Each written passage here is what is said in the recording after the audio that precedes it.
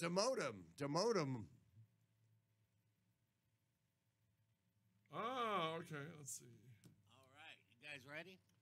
Oh, hold on. Let me put this. I got to turn on my MP3 player. Yeah, no problem. For my intro.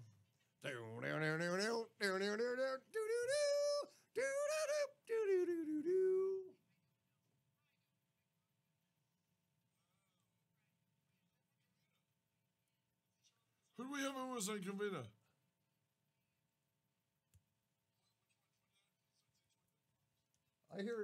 I hear you. Yeah, she's. We're talking to some hottie from Covina. I don't know who. Sorry. Who do we have on West Palm Springs? What do we have? The Brew Witches? Who is that? Oh yeah, it must have been the Brew Witches. Are we ready, Dan? Hang on. Oh. I got about $3 coming back to me because it's 3 after 12 after 7. Oh, you hear that, Dutchie? Write that check. The man is waiting. Yeah, it is the Brew Witches. Very good, by the way.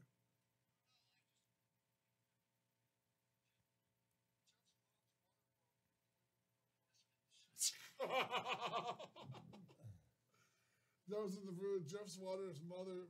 They thought you talked too much. Who did? The Brew Witches? They said that. Fuck them. Did they really? All right. Ready? Right on the set. That's her fault. In 1, Oh. 2, 3.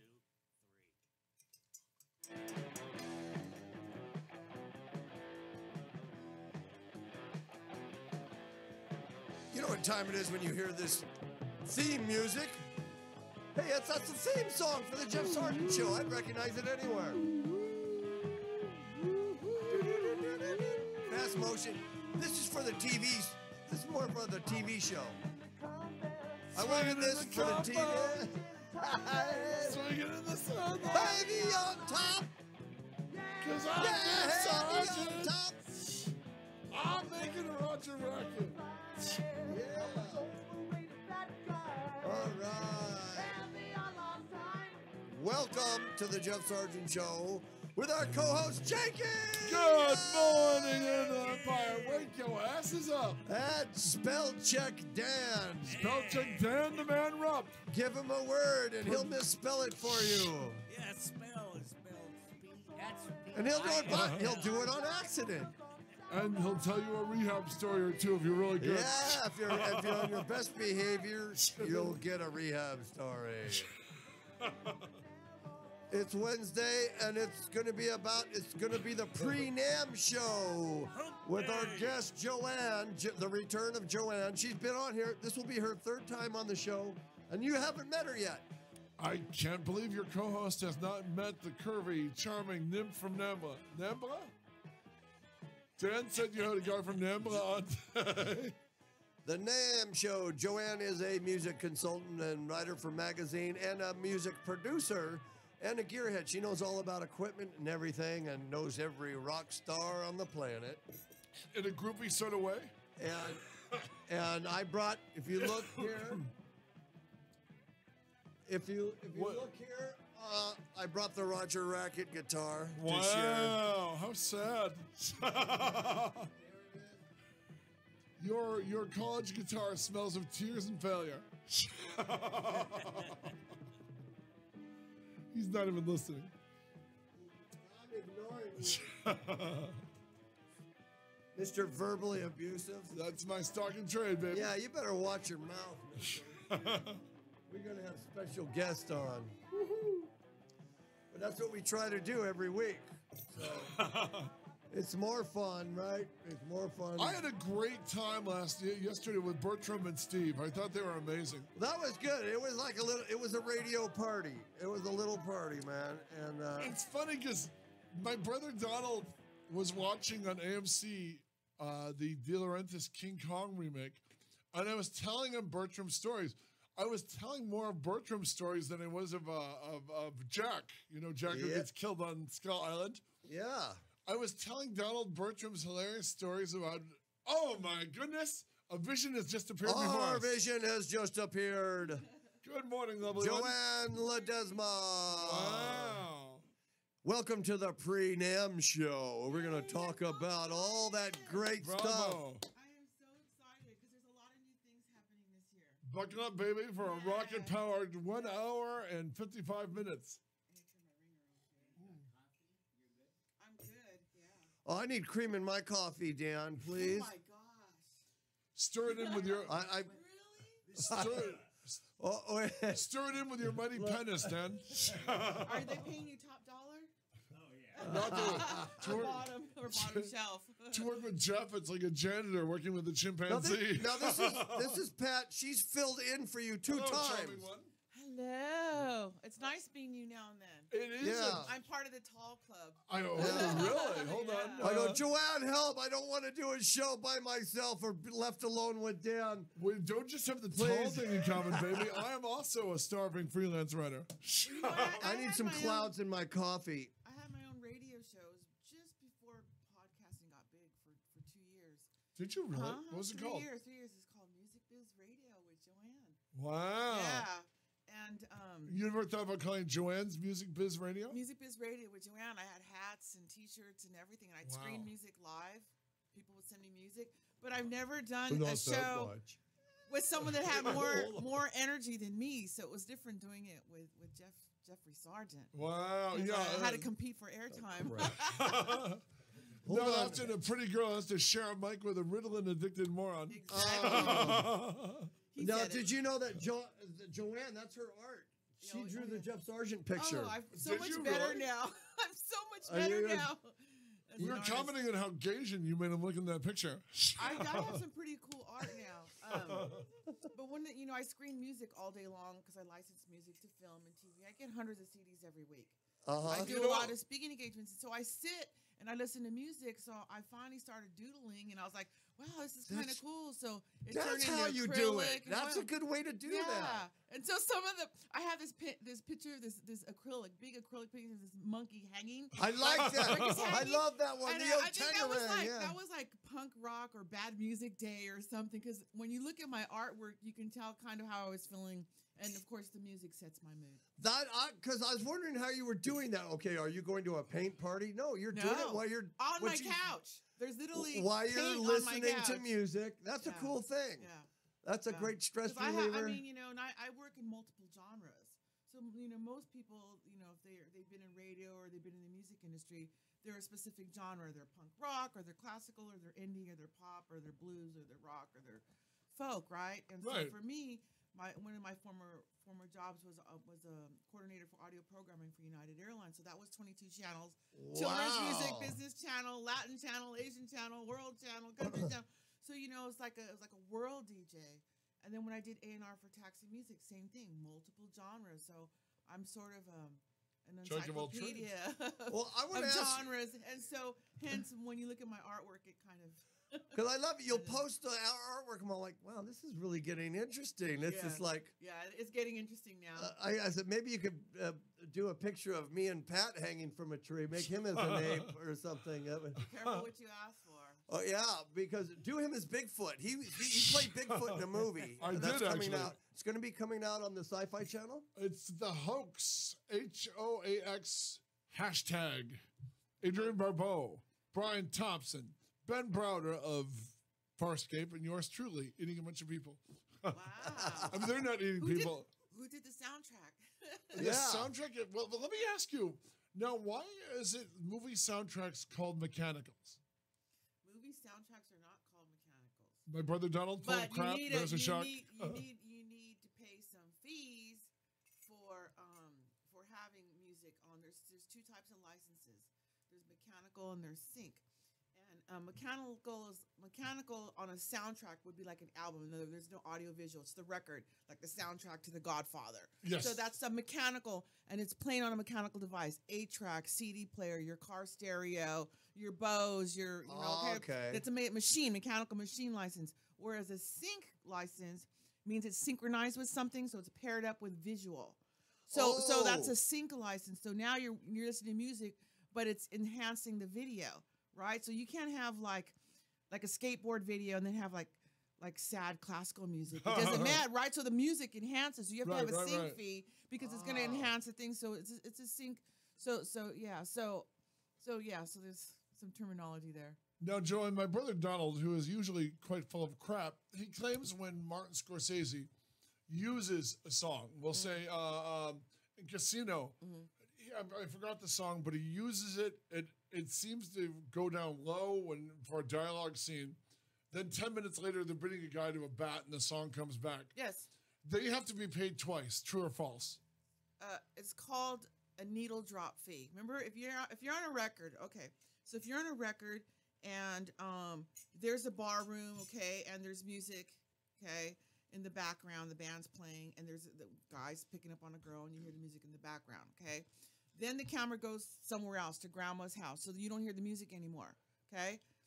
So that's one needle drop. And then all of a sudden the scene goes back into the bar and the couple's fighting and the same song's still going. That's a second needle drop. So every time you pick up the needle and drop it, for those of us who are over, Wow. still remember needles on it. Okay, so here's what happens now. When I pay artists, right, so sometimes I'll pay an artist and they'll go, well, they got paid 3 times more than I did.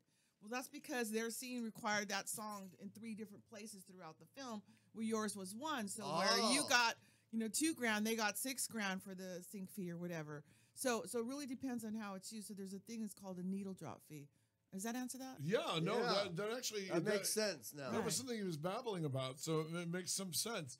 Now, do you get any money, like if you're REM and they use your song to open Independence Day, which is on AMC like every 10 minutes? Is there a special fee if you're the song from the opening of the movie, or no? Yeah, well, whoever owns the publishing, which a lot of times isn't the artist, hence Michael Jackson, Paul McCartney, kind of stuff, right? Yeah, how can you buy the Beatles music? Because it's a commodity. You could sell it. Maybe you're broke. Maybe you got medical issues. Maybe you need to release part of your catalog. Maybe you're the IRS. Whatever. A big child molestation trial coming up. So like Michael Jackson. You sell part of your and then sometimes, like back in the old days, the labels owned it. So the artist could get anything, and the labels owned it, and then they could buy it or sell it off. It's a commodity, And so, anyways, whoever owns the publishing, if it was REM, they'd go to REM's publishing. Hopefully, they own all their own. It depends on what album. Probably later on in life they did. Early in their career, they probably didn't, right? But anyway, so whatever song it is, you go to the publisher, and then they negotiate a fee. And then there's the back end royalties and the front end, which is that sync fee. So so there's a sync fee. So and those can be 15, 17, 18,000. And it depends, of course, if it's in beginning credits or end credits. It's usually it can be more. How come a small little station? But then a lot of people leave the theater and don't see the credits either. So Oh my God! You weren't wearing your headphones. No. You were so charming. We didn't notice you weren't wearing your headphones. Oh wow! I can hear myself. How come a small little station like us can be banned from YouTube because we played a song by the Misfits? Because you didn't pre-clear it. I'll have to talk to you about that. There's a company that will help you pre-clear it, but it costs money because. Did you write the song by the Misfits? No. Did you use it on your show? Yeah. Okay, and so you didn't play jingles for tampons, right? You played Misfits because it enhances your show, right? So you're writing on their coattails. So that's pretty much what's his name told him. Right, you can't do that. You didn't write that music. It's not that you can't use it; it's that you can use it, but you need to pay for it. You need to set up the back end stuff, and there's companies that do that. And bands like X will let me play anything. Doesn't I want matter. from them. It doesn't matter because you have to go ahead of time and tell YouTube, hey, I'm going to play these songs, and they've already pre-cleared it for me. And here's the contract that says I can play. Now here I read something. Just last night was handed to me about Facebook cutting a deal with UMG, which is Universal Music Group, which is, by the way, like 66% of the world's music, so that Facebook can start airing content. So if you're playing an REM song or a Misfits song, on your guitar, you can post it on Facebook, and they have an arrangement to get paid. So the artist has to get paid. So whoever owns that music needs to get paid. So if you don't, it's like driving a car without a license. You can own a car, but you can really, yeah. So every piece of music in the world is owned, unless it's PD, public domain. Means the whole world owns it. It's like public land, quote unquote. Yeah. But anyway, so there's no free, and here, here's another thing. I got asked this the other day. If you open up a radio or pizza pub and you have bands or you even have music in the background, you got to pay for that. ASCAP will come, or That's what BMI, they knock on your door. pizza parlor But door, here's a tip for you business owners. You can negotiate with them. I've had people who owned a pizza pub and they wanted like $2,000 a year, and then they negotiated it down to $800 a year, and they made like $75 payments a month. You know what I mean? Something like that. So, you can't negotiate it. But if you have a band, unless everybody's playing originals, and you'll get caught, because when you open up a business, shoe store, whatever, skateboard store, clothing store, food store, your new business, you have to file a business certificate. So everybody can see that, and they will come knocking on your door. But think about it. What if you owned a skateboard shop? Are you going to be playing like some 1940s music all day long? And is that going to help your sales? No, you're going to want Misfits, right? You're going to want some high playing your stuff. skate punk music. Yeah, you got to play your skate punk music and all that kind of thing. But that music helps to sell the product. So you can't deny that to the artist. So like when I go into 99, I go into some stores and they have their own, the store will have their own radios rotation. Well, supposedly they're not supposed to have radio. Sometimes I'll tell them, you can't be playing radio in here because you have to have welcome clearance. to 99-cent store radio. Well, no, that is different. That's custom music, and they are paying for that. And I've done that before. I did it for Regal Cinemas or Edwards, Yeah, it's when you're getting popcorn and there's the music overhead? Yeah. You're listening to, Edwards Cinema or Regal Cinema. Yeah. Okay, but that's custom, and they're paying for it. It's all been paid for. It's custom, so that's cleared. That's pre-cleared. What about the businesses that are Everybody. broadcasting Sirius XM? Well, Sirius XM is your pay. People subscribe to that, so that's where the license is paid. If I'm paid $50 a month to get Sirius Radio, that subscription money, I'm paying for it. So it's like the mechanical fee. In other words, I'm paying for that service. That wasn't free. Nobody gets Sirius for free. So that's where that money's going to. It's going to pay those artists. It's going to pay those artists. It's going to pay those fees. What's the best use of music in a movie, in your opinion? Reservoir Dogs. Wow. Now I was going to ask you about that. Jokers to the right. Here I am stepping. Beautiful. Sorry, but use. that's I remember going to the record store. I was at Rhino Records, and I saw the soundtrack. Right. And there was this. It was a compilation album. It said, Reservoir Dogs soundtrack. But throughout that whole movie, he's throwing songs. I couldn't tell what year it is by looking at the way they dress. It could have been 60s, 70s, but then Steve Buscemi starts talking about Madonna, so I know it's in present Isn't that time. great? Isn't that great? You That's just can't- like, I do not like bloody movies. I can't stand them. I don't do gore. I don't do horror. Nothing like that. Not since I was like 6 or 7 and my aunt took me to see like Night of the Living Dead. Like I have nothing. I have nightmares. So I do not see, and I do not like a lot of blood at all in my movies. Except Reservoir Dogs. There's just something... The swagger, and the language and the names, Mr. Pink, Mr. White. Yeah, it just really got me like the brainiology of it all. It's like watching MASH. It's very cerebral, and so I love that movie. And then when Steelers Wheel came on and he's dancing, he's about to cut somebody up, and he's I love it. I love it. When I hear that song, that scene goes right to my head every time I hear it. Doesn't? Whenever you hear. I bought the collector's version of it when it came out, like I don't know, a 10th or 20th anniversary of the film or whatever. Yeah. And it was the DVD came in a tin, and it was like the gasoline can. It was like a gasoline can. It was so cool. Yeah, it was so cool. Because what I loved.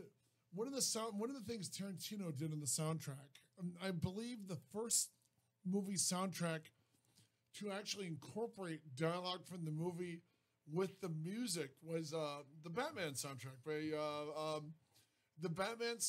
by Prince would have actual quotes from the movie Batman, Joker. And Tarantino picked that up, and he does it so beautifully. I mean, the Pulp Fiction CD with all the clips from the movie. Living Oh in New yeah, Oh, it's another album. That's another one when that song that kind of revived a career for a few people when that did. song came out. Yeah. I mean, all of a sudden, everywhere I turned, there was gosh, what is his name? The guitar player. Yeah, Hung out with Leo Fender. Yeah, Why am I forgetting? I I'm saw him so play the sorry. Wang I'm so Festival. sorry. Hold I'm on, gonna hold on. see him at NAMM probably. Oh my God, the '60s surf guitar player. Yeah. Dick Dale? Thank Dick you. Dale, Oh, thank I'm you. so Yeah. sorry, Dick. I apologize. I'll probably see you at NAMM. So Dick I'm Dale's just- the Yeah. Deltones. But just on my behalf, it's 7 in the morning. Oh my God. Ha ha. Okay, yeah. Well, So there's- Dick Dale. I mean, but it brought the song back, and then it brought the music to a whole new audience. Here's another thing. I went to the Guild of Music Supervisors event that they have once a year. And this one is at USC School of Thornton School of Music. They had was Oh, held. yes. This was in October, and so I got to meet. There's 2 of my heroes for placing music in film and TV. One is called Thomas Golbachek, and I apologize if I didn't say your name correctly, Thomas. But he is now the I think the president of the guild, and then another guy, Bear McCrary. And so Bear McCrary, so Bear McCrary, from Bear McCrary does Wonder the music Years. for and Walking Dead. He does the Oh, music. that's- He does Wow, the music that's for amazing. Walking I Dead, didn't- and Thomas did the music for Breaking Bad. Yes. And what they did is they were working. What they did is they played a scene without music and then with music, and they got the makers from Better Call Saul, and there's a scene where there's a tense moment between him and his female counterpart, the lawyer, right? And Rhea, there's Rhea Seehorn, yeah. And so there's this tense scene, and then all of a sudden he gets in his junky old car or whatever, and then the music comes in, and it's like Japanese pop, and it's angry, like sort of it's just the way they did it. I mean, and when you hear the song, you would never think to use it in that film, but it just works out brilliantly. And they also did a couple scenes from that show, Master of None. Oh yeah. And they were talking about how they switched up the music. They decided that in the music, if you look at the music, it's all Italian music, like Italian old pop songs and stuff like that. It's really neat, how some of these decisions are made. And then, of course, people will hand me music saying, "Oh, here's a CD, and there's like 5 songs about zombies. Can you give it to Bear McCrary for Walking Dead?" And it's like, apparently you don't watch the show because there are no songs about zombies on there. It's all about mood and emotion and intensity and feeling. It's not about that, He might consider a song that says, "I'm hungry" again, but not, "I'm a zombie and I'm going to kill you" and blah, blah, blah, blah, He blah. used a song by our friend John from the village, the Claremont Village, from the Mountain Goats. He used on Walking Dead. And I was really I really admired that because it's good for John, Yeah. good for the And they have in-house composers, and then they decide when they're going to use like an outsource a quote unquote song, So there's different things. There's a lot of work that goes into it. I mean, there's the composer, then there's the music supervisor, and then there's director. So the director will kind of say what I want, and then they'll go between them. And sometimes they'll compose music and they'll pick a song, and one of them will win or lose, but they're all on the same team. So you have to go with the Oh. flow. It's a very it's a lot of teamwork, and there's rejection thrown in too, but you go onward, because it has to be what's right for the footage. So there's a lot going on. But let's talk about NAMM. Yeah. This Now is this true. will be my first year. Holy Because smokes. I built this guitar right here. Wow, that's really This cool. is the Roger Racket Look, guitar. and notice I got the Diodario logo. Take a look, Joanne. Are they paying you for that? Because you're really pimping that Diodario. That's and it stinks of Oh tears my and God, failure. how heavy is this? You could kill that's somebody made with this. with a real. Made with a real tennis racket, a John McEnroe, Really? Davis Cup. Tennis racket I found in a thrift store in Pomona for $4. And It's out of tune, by the way. I know. Hold on. I want to get a picture of you. So on is it. Jeff. It probably sounds good to him, right? And the little tennis balls as knobs. Yeah. So Wow, I'm going to that's bring really this heavy. guitar with them. The other one that I built for Okay, John here we go. Diodario hangs in his office. You have to get this cleared before you walk in the building. Okay, I do. Wow. And yeah, so the manufacturer's got to give you something you cannot. Let's talk about the do's and don'ts of NAMM. Okay. Yeah, wow. Okay, Because listen, you I cannot- want to come in this dressed is as not- Roger Racket with my guitar. Yeah, no. wow. So You tell me- have really, have you even looked at the site, what you can and can't do? Okay. No, Here- no. here's the deal. I'm brand new to this. Let me school you. John just said, okay, just give your name and your badge will be waiting for you. Yeah, no. Does it include your co-host? You're on the, okay, Right. tell me what I got to do. You're going This is- right after the show. I should be on Mythbusters. You really should. Okay. I'm going today. Today's press day, and I start today. Wow. So, I'm and impressed. I'm going till I have to see a band at 10, so I probably won't be home till midnight. And then I got to leave at 7 in the morning to go back every day for the next 5 days. Now, where I'm you coming- speaking at 2 different engagements over there. Where are you coming from, Joanne? What general area do you live in? Well, you know, I taught at Citrus College for 7 years, so I live behind the college. I lectured there. They had me come in for a journalism class back like 4 years ago when you could still write for magazine work and possibly die rich. Yeah. It's a little bit different now. And you know, everybody asked me when they find out I was there, you know, do you know this? Do you know the photography department? It's like, I went to one building on the corner closest to my house, which was the recording and engineering building. You're right by That's my where I spent all favorite my life. Ross's Dress for Less. Yes, That's I am. the best one It is because the best nobody one. knows it's there. It is the best one. I get all my dog toys there. There you go. So yeah, I taught history of rock and roll, career Wow. opportunities in the music industry. I did some Kenshu courses for like 500 kids who fell asleep from Japan. and Because it'd be Napster, like 4 in the morning, and I teach them for a weekend. and Taught Napster, them concert and event promotion. and your class Napster for Dummies. Yeah. Napster, I remember so, that. so let's talk about NAMM because it's we don't have a lot of time. There's a lot to cover. Okay. Let's do it. Really.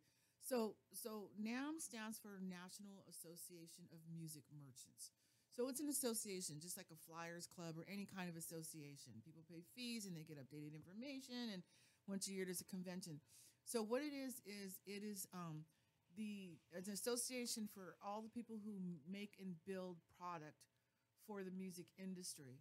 And it's where the convention is where they go to show their new gear for the year, just like the new car show. Yeah. Think of it as like the new guitar show, except it's beyond guitars. We're talking orchestra, we're talking flutes, we're talking tuners, we're talking Everything. strings, we're talking amps, Effects. we're talking effects, we're talking software, we're talking hardware, we're talking lighting, Microphones. we're talking digital, we're talking cables, we're talking picks. I mean, Ev- hair for violin, bows, you know, timpani drums, percussion, children's instruments. So, I mean, it's just the whole gamut of anything that you would see maybe in a Guitar Center or a Sam Ash or your local mom and pop. And so you have to have and so what it is the manufacturers go from all over the world, by the way, you know, China, India, you know, all over the world. And they have a booth and they'll show their new product for the year. And then the people who get to go in are it's, you know, for buyers. So the buyers for, you know, Styles music and for Johnny Thompson's music and for Sam Ash across the world will go there. And of course they get deals when they buy in bulk. So you'll walk in, you know, to Fender or Martin, and this is like their new model of, you know, the Dwight Yoakam guitar or whatever. And they'll say, okay, we'll order 8 of those and 10 of those. So in the booths, you'll see these like mini little offices, or sometimes they'll use offices upstairs and they have meetings. So you're going to see a lot of meetings taking place in these booths. So that's what's going on. They're showing and they're buying and they're getting their discounts. And if you buy, you know, all of this whole Led Zeppelin catalog from books, sheet music, you know, you get the display for free for your store, that kind of stuff. So it's a very serious event. But not to say that it's not fun. But it's not open to the public. You can't buy it. The only way you can get in is that, you know, if you're an exhibitor and you're selling, you get your team badges, and then of course the buyers, if people are in there. I get in because I'm a speaker. So there's a lot of panels going on. It's called Tech Tracks, and you can take a panel on how to master music or how to sell your product in your store better, you know, or how to, you know, the right equipment for your congregation, because a lot of church music involved, a lot of money, and a lot of church music, because almost every church has some sort of choir. So you got to pay That's for huge industry. You want under a crouch, you got to pay for under a crouch. Yeah, you got all that going on. So it's very business oriented, and even then they have to, you know, pay for the badges. They have a certain amount of time, and then after that, they got a badge, and they got to get their names in before like November. After that, they're $50 to $100. And if you lose it, yeah. So Each badge is $1,500. so when you go, no, 50 to 100. But but don't forget, that's coming from a manufacturer who's paying the association fee already, which could be in the thousands, right? The association, just like you're in a housing track and you've got an association to your community. I cover Comic-Con, which is sort of the NAMM show for nerds. Yes, exactly. It's the same, exactly. So we can't hear you, Denny. We can't hear you, Dan. Here we go. There you go. Kind of sounds like a food show, too. Now, the vendors, the people, the manufacturers, about how much does a booth run for them to get a Woo, Lordy! Oh, my God. There's... I can't even tell you because you can't afford it, so let's just change the subject. Like a booth like this size of this room would be... In the thousands. Literally in the thousands. For like and it depends on where. Okay, so here's the cool thing. Okay.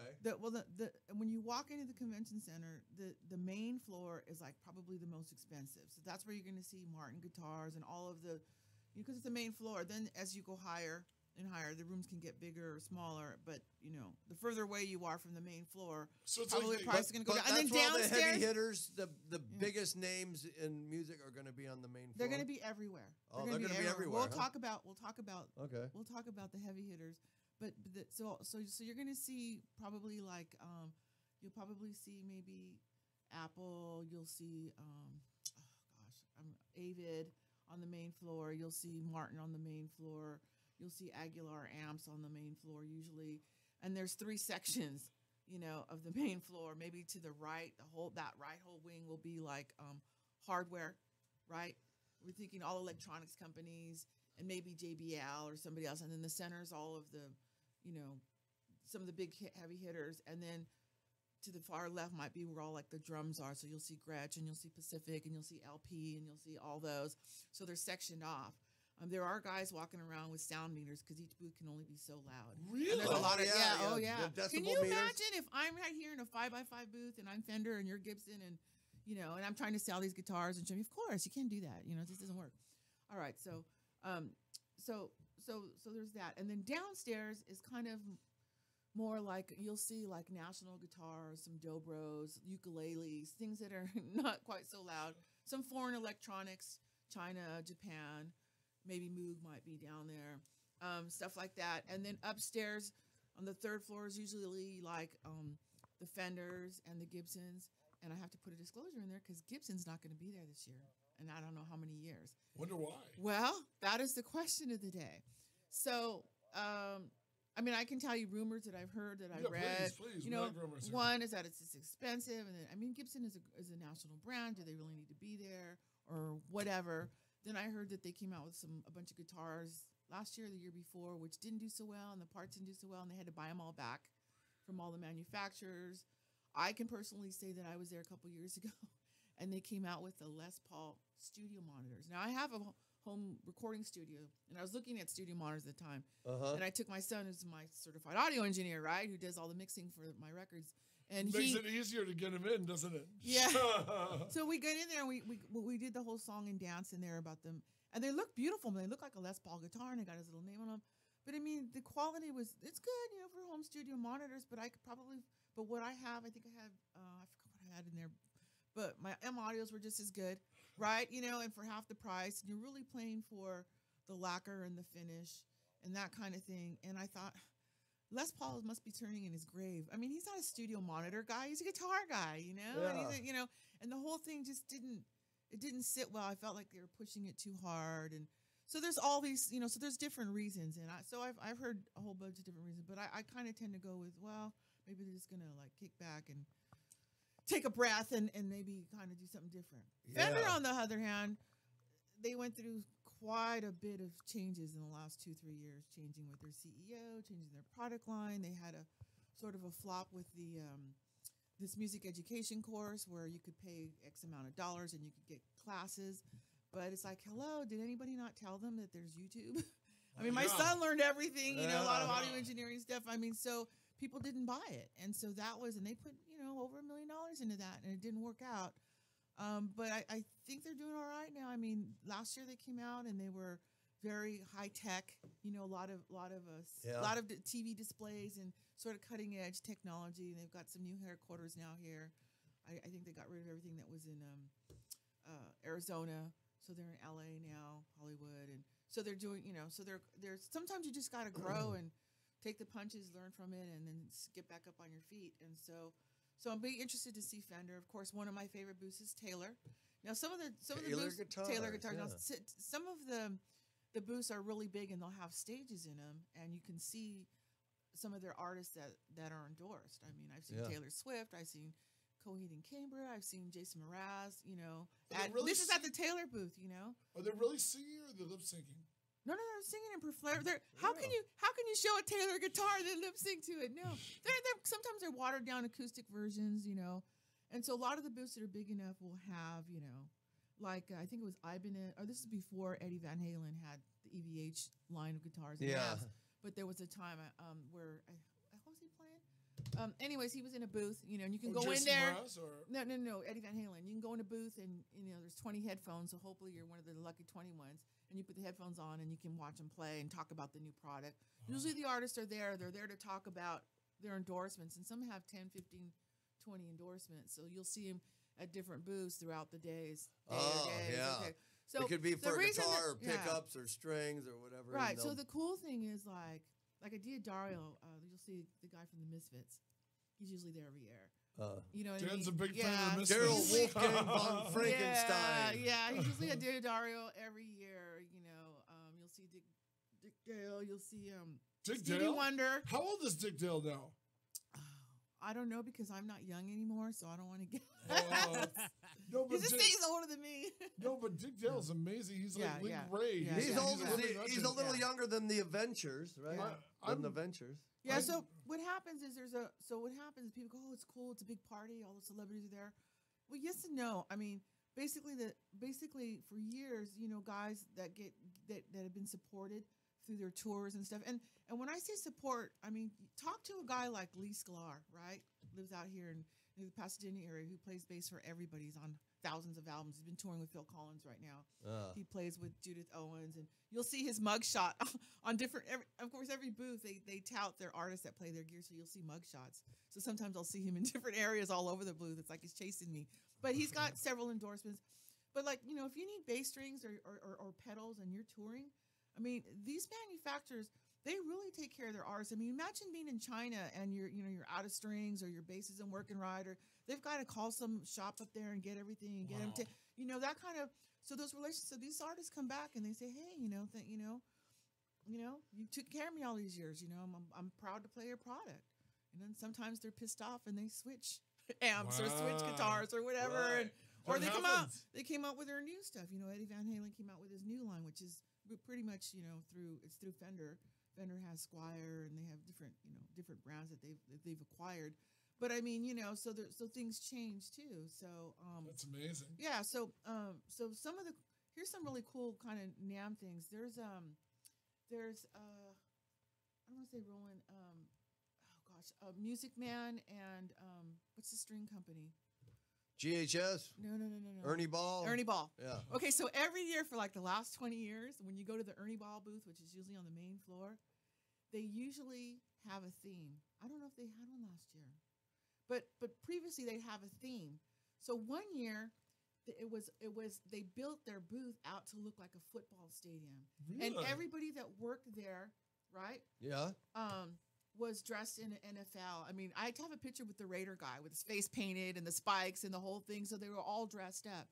And then one year it was like their 50th anniversary or something. And they were all in tuxedos. Then another year it was like Woodstock, cool. And they had like a Woodstock bus, and everybody was in tie-dye. Oh, how cool that they! And then another year they had they were all Disney characters. But it was easy to find out who's staff. So if I was doing an interview or about the new strings or whatever, it's like find someone who's in a go talk to Tinkerbell or Peter Pan or whatever. So it was really cool. So there's those things. There's a company called they make pianos, and why am I drawing a blank? It's so damn early. Anyways, they're one of the Bosendorfer pianos. Okay, so they make some of the finest pianos in the world. You know, $70,000 to $200,000 pianos. and they're beautiful. And what they were doing every year was they would have, I mean, pianos can be engineered. So imagine like a custom car show where someone, gets to duel out, like gets to trick out a car. Well, every year Bosendorfer would pick out some company or some firm or some engineering firm to trick out a grand piano. And I remember one year, I think it was BMW. Another year, it was like the guy who did, I don't know, Liberace's clothing or something. And like a piano was like all like rhinestoned out, And so like, anyway, so I love to go to their booth. These are things you don't know, and see who designed it. Maybe JPL did it this year or whatever. And I love to go up there and hear these really classical, beautiful pianos. Frank Sinatra owned one. I mean, they're just fantastic pianos.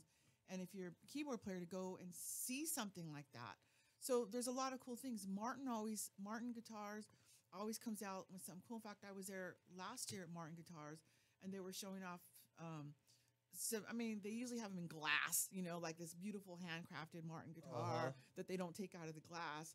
And I happen to be there when Dwight Yoakam shows up. So of course they open up the glass and they take it out and he plays it, and I caught it on film, because he plays Martins.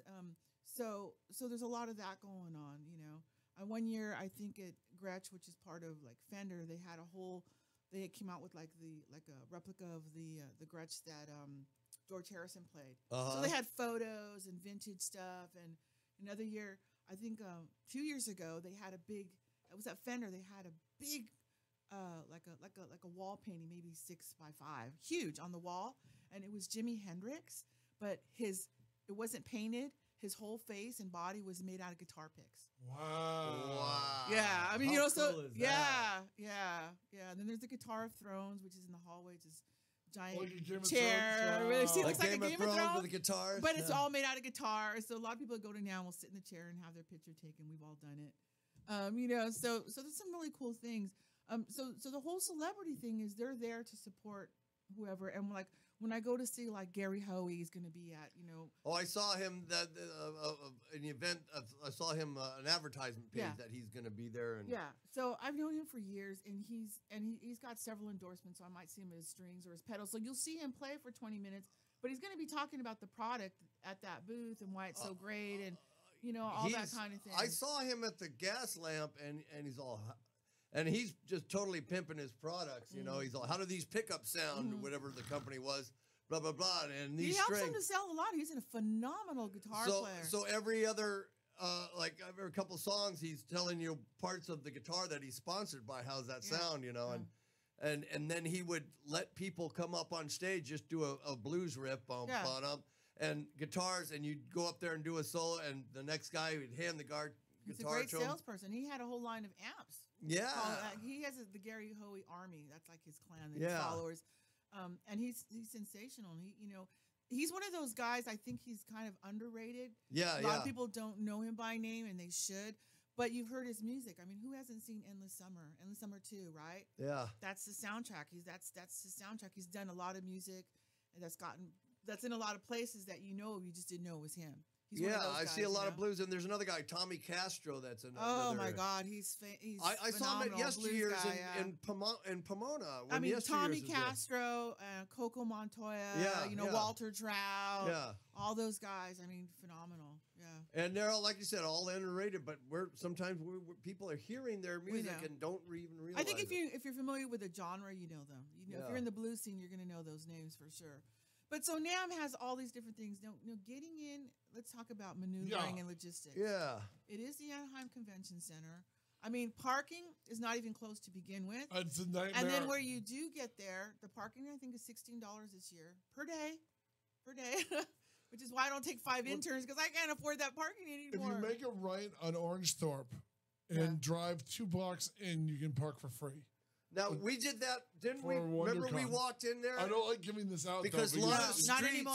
Not a lot anymore. of these streets are selling. You got to have a parking pass. Well, for there's certain residents. Not in all streets, though. If you drive 2 blocks in, because Orangethorpe, like the first 2 will say a lot of no walking, parking, no and parking, when you're drunk at midnight trying to find your car, which you shouldn't find if you're drunk at midnight, Joanne. So rule number one: wear the most comfortable shoes you have, because there's literally no time to sit. So you will be walking on concrete in the booth. If you notice, the booths have a lot of that 5-inch foam for their staff that work in there because it's hard on the knees and the ankles. Yeah. But we call it NAM feet. I've already seen posts about, post NAM feet because it's really hard on you. So comfortable shoes. One year I wore these high heel boots. Oh my God, it was awful.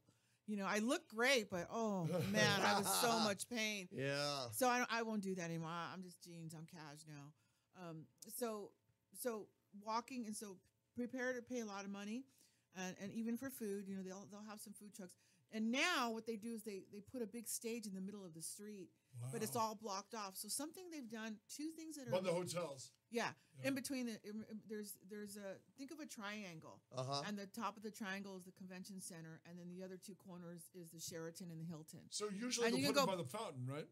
Yeah, they're right. Well, those two hotels, it's the triangle, and the fountain's in the middle. Okay, Yeah. And the fountain's in the middle. I know this from WonderCon. Go ahead. So there are stages in the Marriott, which is smaller, and then the stages in the Hilton, and then also sort of adjacent, just off to the corner, is the Sheraton. There's actually kind of three that are all within walking distance from and each one has a stage, and every hour they have a band, starting today, like at noon or something. Wow. What's the first band? What will be the first band? You go on and look. They're bands that send their entries from all over the world, and then they get picked to come in.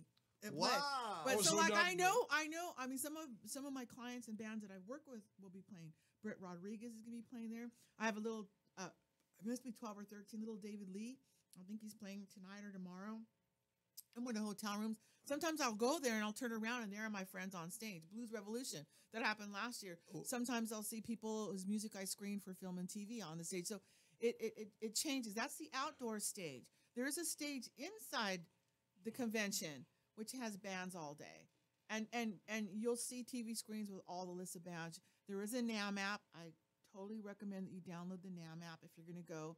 It's going to tell you some logistics. Now, outside the convention center, you were free to walk around. You didn't used to have a badge, but when you went in the convention center, you had to for sure have a badge to get in. Now, they've blocked it all off. You can't really be in the hotels now or the streets or even on the streets that are blocked off to see the free shows at all without your badge. So please prepare to bring your badge. Well, that's okay, Joanne. Okay. This is my first time. I don't know what to do. John, it's easy. John calls me on the phone when I was at work, and he says, "Okay, your badge will be waiting for you." And that. Okay. So you need to take a barcode. So when I enter names for badges, I enter their name and their email address, and then they get an email, and it says, "Here's your barcode," and they print it, the barcode, and they hand it to the person. It goes bleep, and then you show your ID and you get your badge. So there's an email out there somewhere with your barcode on it. I don't know how successful you're going to be if you just show up with your ID. Maybe or maybe not. I'll let you know because I will be there tonight. Yeah. Okay, right. but go ahead and give him a call and say, you had to have entered my name with an email. What email did you send it to? If he has it, then he can forward it to you and you can print the barcode. But there is an email with a barcode on it with your name. Okay? Each day it starts. How late does now, it if go? you came, who does your friend work for? Or how does he get in? What company? It's the owner, John DiDario himself. Oh, DiDario. Okay, so if you're one of his guests, it probably is not going to be a problem. Just show your ID. He just said, yeah, that's fine. I'm one of his guys, so he just goes, hey, he called me up personally on the phone. Yeah. I mean, he's the CEO. I know. Yeah. So how could you not? I mean. Now you tell him I want some freebies because they give T-shirts and strings. I need some strings and. Okay, do you bring a goodie bag? I mean, people giving samples and not really, no. Because here's another thing: you can't walk in with your gear. Like a lot of people, they know celebrities are going to be there. You know, Gene Simmons or whatever. They'll try to bring in a Kiss album or their ukulele. You cannot bring any of that in there. You cannot bring anything like that in there because it's products. And one of the stipulations is that, like you'll see, guitars on the wall or amps and. They're brought in and set up. There's a union thing, and they're brought in and they're set up in the displays. And I get it. This convention, you cannot buy or sell product. You can look at it and order it, and everything's done. Right. This is not the Guitarmageddon. This is not a guitar show at the Pomona Fairplace. That's like me if I brought that in and said, hey, you want to buy this? The only people who can walk in and out with gear is if they're going to be a performer. So if Jason Mraz is coming, he's going to bring his guitar, right? You know, that What kind if, of thing. you know, Joe Walsh comes in, he's going to bring his personal guitar, right? But they get, they have to, it has to be tagged. There's tags and it has artists. Like with everything is cosplayers and tagged. toy guns. Yeah. Wow. So there's going to be a tag, so you can't just bring stuff in. He walks in with that. Yeah. Can he walk out with it? He gets thrown out. You have to ask Mr. Diodario if you can bring it in and if you can get a tag for it. Yeah. You can't just walk in with that now. Gene Simmons decides to sing rock and roll all night. Jeff jumps on stage behind him to jam. Is that wrong? Yes. Oh, very wrong. Especially with Gene. Oh my God. Are you kidding me? He's a weird cat, man. If you go on my website, you'll see pictures of me and him. Did you like him? Occasions, yeah. Yes and no. The first time, no. The second time, yes. I love Paul Stanley. Is he easy to talk to? He's easy to talk to. He's easy to look at. He's kind and gentle and with Gene, you never know what you're going to wake up with that day. Oh yeah. And of course, Gene kind of buries all that responsibility of the the finances and stuff too. Where I think Paul just says okay or no. So I mean, they're both they do business together. So I'm just saying, like, there's a businessman. He is a businessman first. Well, Gene Simmons he's a musician second. He's Paul is a businessman first, or Gene is? No, Gene. Gene's all business first, and then But he has a sense of humor. When I went to a CZZ Top here at the Fairplex for a motorcycle ride, the Harley ride or whatever. Yeah. And so I think the Foo Fighters were playing, and I remember that gig. ZZ Top. So I was there backstage, and he was there with his son, and he reached out to me, and he looked at me like he knew me, but how many people interview them, right? So I had interviewed him like 3 years back or something, and he stuck his hand out. And he goes, "I know you," and he sticks his hand out. And he goes like, "Joanna, my name's Joanna." But he goes, "Joanna, I'll take it." In fact, I remember that, He goes, "Joanna," and he stuck his hand out, and he had one of those buzzers. Those like and he electrocuted me, and I was like, "Ah!" And then the picture was taken. I gotta show that to the. I'm kind of Anyways, it's pretty funny. How funny! That's so cool. So the second time was really cool. So he does have a sense of humor. But he's backstage. He's just hanging out with his kids. He's watching the Foo Fighters. He's watching ZZ. And he was there for entertainment, no business. So this was not work. This was not a show. There was no stress. You have to, I've done thousands and thousands of interviews and writing and talking to people. Who have you written for? Because I do the same thing, but on film and TV. Well, I used to program for United Airlines, so a lot of the interviews started there. Wow. Then I have San Gabriel Valley Music Magazine, which I've done stuff for now for years as press. So I've and all my friends like to walk around with me because I know what these rock stars look like today. Yes. Like I was arguing with an intern. This was about 3 years ago. I go, "Look, there's Tommy Shaw from Styx." Nah, I have all the albums. That's not him. I walk up to him. He's a little guy, and if you don't know that, he's a little guy. And he's older, and he's all gray now. But he's got a huge dog. He's got a huge dog. They don't allow dogs there, but I'm like, "Hey, Tommy, what's going on?" He's like, "Oh, I'm working on this new album," So, so all my friends like walk with Joanne because like Graham Nash. If you didn't know what he looked like today, you'd walk right by him. Yeah. David Crosby, you still might get, but there's certain people that When Tommy Shaw starts telling you about his new album, you go, "Oh, Tommy, look at the time." No, I love Tommy. I mean, that voice. Well, I like him better. I like him solo. He hasn't done a good song since Girls with Guns. No, I disagree. You're wrong. I totally disagree. Well, that's like They did that thing, I Am the Walrus, and oh my God, I just love that album. I hadn't bought an album in years, and it made me buy that album. Well, just like Peter Frampton. A lot of people expect him to be Frampton Comes Alive with long hair. Exactly. And then he just he looks like your dentist now, some bald dentist. But because I've interviewed these guys later on in their careers, right? I know, they're walking right by, Have you interviewed any Beatles? No. I've shook hands with Paul McCartney, but never. That was Did it. you faint he wouldn't know arms? me. No. So when I get there, what do you suggest? I mean, I'd like to pull some people for the show, man. Oh, wait a second. Unless you consider the fifth Beatle, which is Billy Preston. You met Billy Shears? Yeah, Billy Preston. I know, but he's Billy Shears in the Sgt. Pepper movie. Yeah. So I met. He did a thing at Firehouse Recording Studios, and he recorded some tracks. Though, right? Yeah, so he did some tracks there, and so I was there for that, and I got to watch him play. Wow. B3 with a Leslie clavinet. So it was, so technically that's a Beatle. No, that is. I did. He's on Let It Be, so for God's sake, he's a Beatle. Yeah, he's on the rooftop. So I taught a class called concert event promotion. So every couple years I try to throw a concert. So I paired up with my good friend Fred Zermino, and he's been having these Beatle Fests. So a couple years ago we did You do Beatle Fest. We did Beatle Fest together at the Pico Sports Arena. Oh, when was this? Because this was about 3 years ago. 2 years ago. They haven't had a Beatles Fest in like 2 years, though. Yeah, right? and he was the guy that was doing it. Wow. So we did it together, and on the main stage we had Beatles bands going through all the years. Nobody playing the same songs, but dressing up like the traditional. If you want to hear Beatles music, go there. I had the Beatles Cafe stage, and my sponsor was Airstream. So I had these really cool Airstream trailers. Wow. Parked, and then I love Airstream. They're the best trailers. They're the in best the world. sponsor. They're the best trailers. You know. So my art, by the way, I call it Camper Girl art because I like to go camping and fishing and hiking. Do you really? Yeah, So you've been to the KOA by Pomona Fairgrounds more than once. Oh yeah. But so I had this Beatles Cafe. So what I did there is I got maybe 12 book authors, and in between band sets, I would interview somebody who worked with the Beatles or wrote a book about the Beatles or Have you been to Breakfast with the Beatles? Have you been on it? I've been there, but I haven't been on it. Oh, you know Chris Carter. But then. we've been on it. I mean, Fred was there, and one of my partners, Dale Breckenfeld, was there, and we talked about all the Beatles stuff when they come up. Yeah, I've met Chris Carter several times. He was there. He came to that Beatles Fest. He was there. He did a close. But anyways, What about Rachel O'Donoghue? I had. Sorry. No. I had the stage. Jackie DeShannon too. Let her finish. Yes. Let her finish. Yeah, well, we interviewed Jackie DeShannon for United Airlines.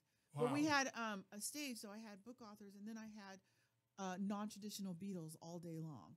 So I had a Beatles music played on timpani drums. Really? And then I had gypsy jazz Beatles, and then I had bluegrass Beatles. Really? And it was how cool is that? And How nobody, versatile. I had all the artists that I had paid to perform on the stage send me their songs, so nobody played the same song.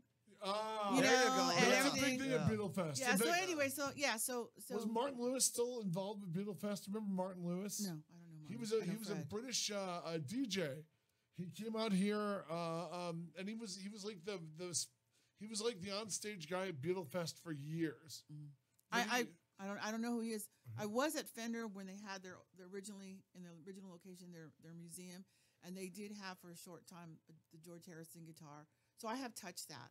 Like I've touched it. Wow. You know, yeah. Did so, you like it? Yeah, I liked it when nobody was looking. I got a question Sure. that came in. Somebody asked, this is coming from guy way down south, actually from Mexico. Yay! I have a lot of artists that live in Mexico. From Gringo Gulch. They asked, Stones or Beatles? Oh, I love this question. Okay. Wow. Because Here we go now, you again. understand, I've taught history of rock and roll, right? Right. Okay, so I get this question a lot. So I have kind of three things here. Favorite songwriters, Lennon McCartney. Yeah. Favorite song, Into the Mystic by Van Morrison. Wow. Favorite band, Rolling Stones. Yeah. Hands down, Yeah. Rolling Stones. Really? Oh, because they got, Beatles are the love songs and they got their little trilogy. But the Stones, they've got, like Virginia, that country twang. They got Let the It blues. They got Bleed, the Moonlight bad one. Mile. They Wow. have the love songs, right? They've got, they've got the But cute they're love the songs. bad boys of rock and roll. Angie, right? That's like a Beatles love song, Angie, Yeah, that right? sort of is. isn't Right. it? So they have the love songs that I need, that I get, that I would normally get from the Beatles if they were my number one band.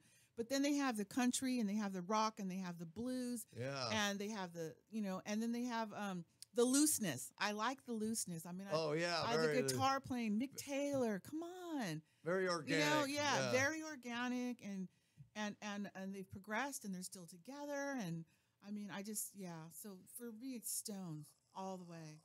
Speaking of Stones, but this guy always reminds me of a Keith Richards. I pull into the gas station yesterday and I see this guy with wiry hair up like that. Was a D minor from the Black Tongue Bells. Oh, I love D minor. And I that just guy saw them. great. You're lucky Yeah. because we live here in Claremont, near Claremont, which That's is the when I arts saw you that district. night. Let that her night they finish. Let her played. finish. Let her finish. We have the Black Tongue Bells. We have Claremont Voodoo Society. We have Mick Rhodes and the Heartache. The Mountain Goats. The We Mountain have the Goats. Mountain Goats. We got Groove Session. We've got oh my God, Groove Session.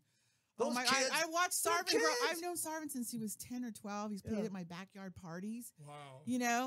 And he's been a client. I've helped him get his paperwork and their ASCAP done and all that kind of stuff. And now, Superman, Yeah, right? Superman, Philosophy of Japan, Soul. Philosophy of Soul. Philosophy of Soul. Danny Avila. yeah, and all his these guys. Sammy And Sean Amato, right? Yeah. All of these great Sean Amato, musicians. another guy. Yeah. So we're lucky because people will say, "Where do you go? Where do you hang out for music?" But I don't want to tell people publicly, so don't show up in Claremont because I like to go and I enjoy music because the music's so good. Does it rhyme with the rest? Well, yeah, the press. And there's lots of different places, but the thing is, these are bands that really should be getting $10 at the door just to go see them. Oh yeah. And I'm still not paying and getting great music, so I don't want to. I know. I mean, I can walk in the bar and I get to see Danny and Sammy jamming, or whatever. I mean, Rick Shea was at the Folk Music Center. Come on, that guy's smoking, Yeah. And he was with this band, the Losing End, which are phenomenal. He's got a new album out, and the Folk They Music had Center. Dave Alvin. They had Dave Alvin. Oh, at Dave the Folk Music Alvin. Center. Oh my God. Now what about David Buckethead? Lindley, all those guys come through. Yeah, there. David When you Lindley. hear 4th of July done acoustically just makes your arm hairs go up and down. You know? And Buckethead too, right? Yeah, they've got phenomenal people. Buckethead- I was there 5-6 months ago, and I took ukulele lessons on a Sunday. I was on stage. I did stage security for Buckethead, and he played. On one hand, he played the Pirates of the Caribbean, and with his left hand, he played the Haunted Mansion theme. How you can do that? Then he went into it was two-handed guitar work. He's like the younger generation, the younger version of Steve Vai and Jeff Beck. He's a lot of amazing. people, but a lot of people don't know him. Only the guitar heads. You must play guitar because every person who plays guitar asks me about Buckethead every He's year. amazing. I mean, I saw him play another. He also has a foot in the horror community because he played the giant Johnny Sockman is a giant robot on his right hand. On his left hand, he did John Carpenter's Halloween perfectly, and then lapsed into Star Wars. I mean, it was one of the most. He could separate his brain in each hand. There's talent there. Amazing talent. I don't know that I'd pay $25 to see that at the Forum. I would pay $25 to see that. But the guitar heads would. I know that for sure. How dare you, Joel? I've never met Ben Harper. I've super nice guy, super sweet, and his brother Peter. They're both talented. Is that his dad or grandfather who runs the? I think it was his grandfather that started it. His cool mom dude. runs it, and I think he's owner. Or maybe him and his mom both own it. His mom is very sweet. Ellen, she's great. Very knowledgeable. Anything you need to know about folk music, style, folk instruments, and it's more than just a store. I mean, it's like a museum, and they have children's classes, and there's really, It's very generously set up. Even the T-shirts. I had to get somebody a T-shirt for the place on Christmas Eve. She kept open another 10 minutes so I could grab the shirt. I was really appreciative of that. And well, this folk music center, folk music stop. It's people come from all over the world, Japan, Europe, Germany. I mean, to this store for items and things like that. It's world renowned, so it's another little gem in Claremont. Yeah, it's a great place. I've been going there since I was a kid. And of course, Jerry O'Sullivan works there. I could spend hours there. Jerry, and you don't know Jerry's a great guy. I like Jerry. Where'd he go for a good glass of wine and a cigar? Oh, Pacific Wine Merchant Exchange. And you know who plays a lot at Pacific Wine Merchants? Groove Session. And Mark Harrington plays there. And Mark has been in the music business. In fact, I'll be seeing him at the NAMM show because he works at Eastman Guitars, where my son works. But he plays at Pacific Wine Merchants. Audio engineer when you're bringing him to the NAMM show and you tell them how long in labor you had to give birth to your audio engineer? No, because I'm Latina, and his dad is Irish, and he looks Irish. He doesn't look like me at all. So people don't even know unless I tell them that he's my son. His name, he has his dad's last name. So he's been, so he's Ben Frank and I'm Joanne Ledesma. So people don't know, but we do panel together. Do you really? Yeah, and he does all the like people will bring music and I'll screen the first 30 seconds of the song, and I'll comment on the music and the genre and how to make it marketable or broadcast quality, whatever. But he'll chime in, and he's like a nerd. He gets into all the technical stuff. Well, if you put your levels this way, and when you try to phase it this way, and you get to your filter and Ableton and open up, he's just like, yeah, he's very, very, very genius that way. So we do panels together. He does work at Eastman. He'll be the show Saturday and Sunday. So yeah. Anyways, getting back to NAMM. Oh, hold on. Why is Into the Mystic your favorite song? Okay, so I grew up listening to it. especially when I had this uncle who made his own 8 tracks, and we'd go camping for 3 weeks at Devil's Post Pile in Mammoth. So he'd make these customs. So he put a lot of cool things like Bad Company and Fleetwood Mac and Hall & Oates, and that was a great song. But I love Van Morrison. But Into the Mystic, if you listen to it, you could play it at a funeral. It could be just hurtful and sad, or you could play it like, I just met the love of my life. I'm going into the mist. You know, it has the meaning of it can go either way. And so I really like it. And it's very feel good. If you listen to the song and then the horn comes in, bop, bop, ba-da-da-da, it's just kind of like you're sailing at whatever. So it's the flow. It's the mood and the flow. Yeah. So for me, I just, and it reminds me of good times. I associate it with feeling really. That can be used versatile in many movie soundtracks as well. It has been. In different scenes. It has been. Anyway, I think the last time it was used was like American Pie 3. No, I think it's been used more. They're just probably in films you guys don't watch. Oh, how mean, Joanne. She's calling us uncultured. I mean, think of the song, you know. It's not going to be in a horror flick, right? You know? True. Think about it, you know. But anyway, so getting back to NAMM, so be prepared. But the thing, here's the cool thing. Here's a really cool thing. For 2 years, they've been building an add-on to the convention center.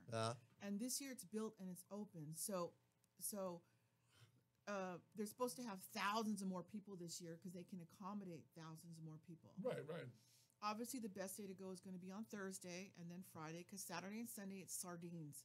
I mean, it's literally sardines. And then go on the website, because you can't take anything in or on wheels or backpacks. They go through everything. Every time you walk in and out of a door, go up and down an escalator. Everything's checked. Okay, so be prepared to be exposed. So there's a lot of that going on, but I'm excited about the whole new edition. No one's seen it. In fact, they move what's called tech tracks, where all the experts go and they give talks on different things. I'm attending some of those because I'm learning. I'm going to be starting mastering this record that I produced for Danny Diaz. Yeah, really? I remember last time you were here, we were talking about that. I'm going today with Danny Diaz. Yeah. Okay. And for those listeners out there who don't know, DannyDiazmusic.com. I produced 15 songs of his. And he's a 71-year-old. That was a good story that you told last time. He's a 71-year-old who taught many musicians who became famous. They're all famous and they're all playing on his record. Can you read that? I cannot even. And there's a new call. Is that what it says? A phone number? No. Yeah, give out the phone number. This morning. If you have any questions about NAMM that Joanne can answer. Now Dan the man is playing producer. He didn't say anything when Joanne... He's been quiet all morning. Yeah. He didn't say anything when Joanne wasn't wearing her headphones for 20 minutes. Call into the show. The number is 909-360-8330. Again, that's 909-360-8330. Yeah. And we'll throw in a free answer. Yeah. So this whole new wing. So download the app, because it's going to be really hard to find something, and map it out. Because if you're just like a guitar player, or you're looking at amps or whatever your thing is, everything's sectioned off. It might take you an hour and a half to go from Fender to a different building to see Martin, and there goes your day. Well, and then to eat. There's 3 levels, right? There's 4 levels, I think, because there's a basement. So there's every 4 square levels. foot of this building is used up In the convention center, and then the new building.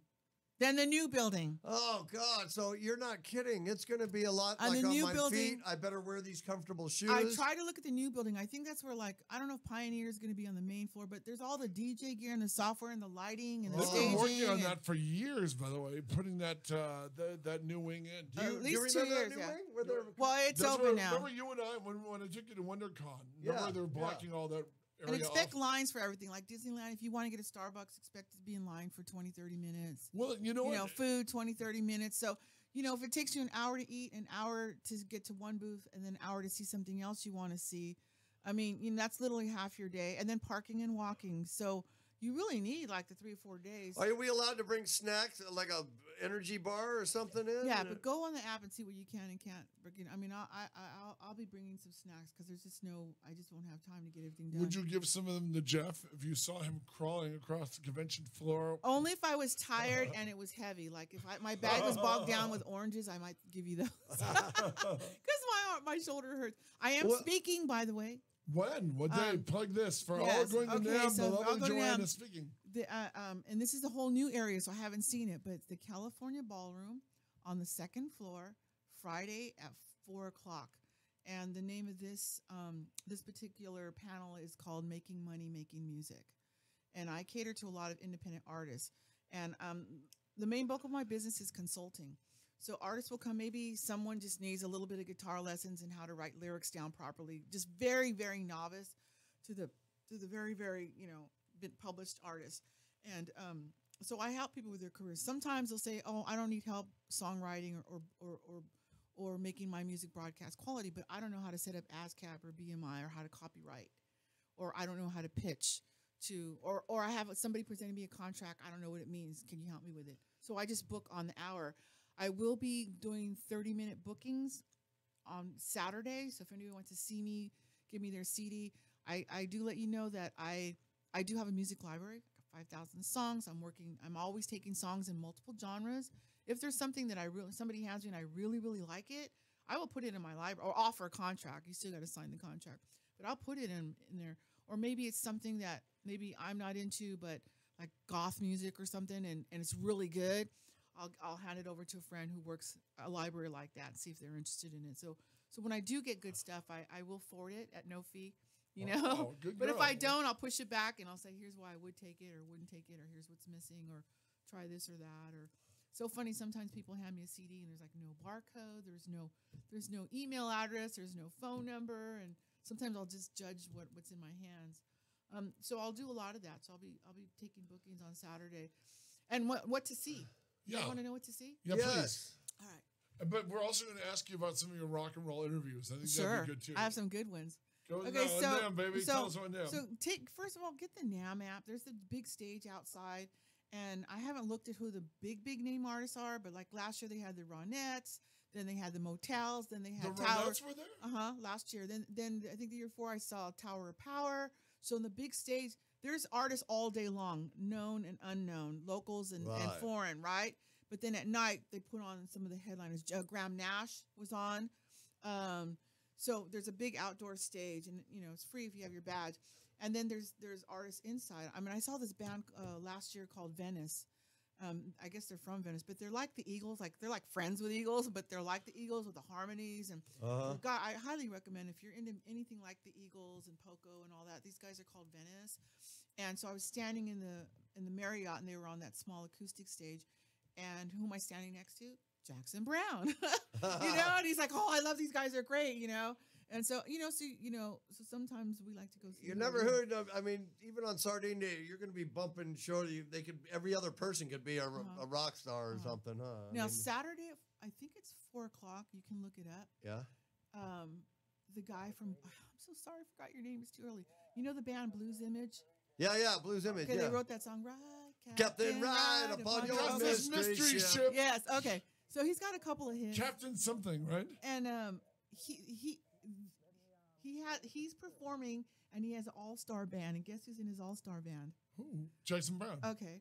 John Avila from Oingo Boingo, the bassist. Johnny We Vatos. had him in the show, didn't we? Johnny Vatos. No. We had that was Lance. He was in Oingo Boingo. Johnny Vatos.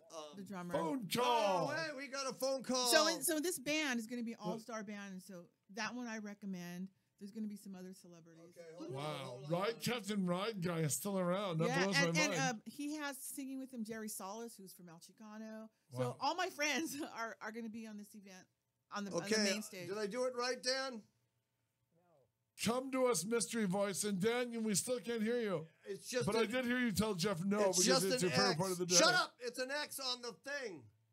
Shut up isn't professionalism. Mr. Verbally Abusive. Okay, Dan, help me, man. Help me, Dan. Help me. I'm pressing the button. Nothing's going. Take that thing out of the window so I can see your face. You guys are funny. Are we on camera? Where's the camera at? We're on. Joanne, we got 1, 2. Oh, that's right. I remember because I put my makeup on. Yeah, that's Oh right. my God! You know how much I like you. I got up at 6. Oh yeah, but you Appreciate look that. beautiful. 6:30. I put makeup on. I had to dye my hair last night. Oh, Oh, yeah. nice. Oh my God! It's because I love you, Check your Joanne. screen. Huh? Check your screen. Okay, there we go. So who's it? Do we have Oh, a live? wrong. Do we have a live caller? There we go. There we go. Hello, caller. Hi, this is Albert. Oh my Very God, good show. Albert! Yes! Wow! All right. What are you doing up so early? Driving buses? I'm retired. I'm retired right now, and I'm playing an acoustic band and all. But I've been listening to this show, and this is really kudos to Chaotic Radio for having this. You know that we're Thank like you, 2 miles Phil. from your house? Oh yeah, you are. Yeah, we're in here Rancho on Massachusetts, 6th Street. So Oh, man. So I call him Ace because that's a personal name. But his name is Albert Payne. He played in a band with my brother for many years. Wow. Which band? What And band then what was the band called? Callias? Callias? Calais, yeah, we Callias? played Calais for In a the while. 70s. And then, and Big we're Box talking in the Band. 70s. Wow. I was 12 and 13, and I was making goo-goo eyes at Albert back then. Oh my goodness. But anyways, I did play in a band. I played in a cover band with Albert. Did you Wow. really? Yeah, The Big Boss Band. Wow. We dated for a little bit. And one of the things he did is he's like, well, we need a keyboard player. So he went out and bought an amp, a cord, and a keyboard. Wow. And put it in his awesome. house. That's And he goes, you're in the awesome. band. Is that right, Albert? Oh yeah, and she was actually a good addition to the band. We were doing Tom Petty and stuff like that. She You showed know me the what? little They just keyboard needed a part. pretty girl in the front. Well, by the way, I didn't have to play. I didn't have to play really. You know what? That always helps, right, Albert? I mean, you put that in front, and then we just go up there and go, wow, Yeah. a female musician. Yeah. Yep, that's right. Exactly. You get you a canary, folks. So what's that? So Albert, Nice, are nice. you going to NAMM this year? No, I don't have a pass to go, and actually, it Where's is your very queue? crowded, and there are a lot of people at NAMM, or else I would have hit you up a couple of months ago. But Well, they added the new building to fit more people. There's a whole. oh, nice. Now we can nice. fit more people into the sardine can, Albert. Yeah, there you could go. But I do miss seeing all my friends in the music business, including Joanne. We should get together for coffee soon. But the question I had was, and she went over it a little bit. My friends are asking me, is there any stages outside that they can see live? Oh, bands Okay, smart. yes out and there? no. Yes and no. They are going to have the big grand stage outside, so it's right in the middle of the. You know where the fountain is? They've closed that street off, so you can't turn in there to get into the Hilton or the Marriott pretty much anymore.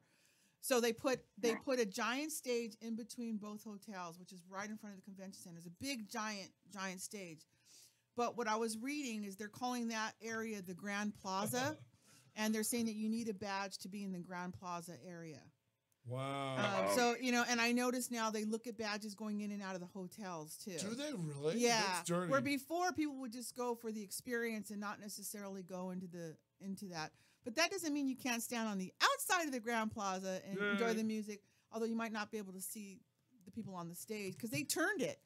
One year they had it really? facing the street, so if you were on anybody could see the Ronettes or the motels. The And then another Ronettes. year they turned it so you couldn't see if you were standing on the street. That's dirty. Yeah.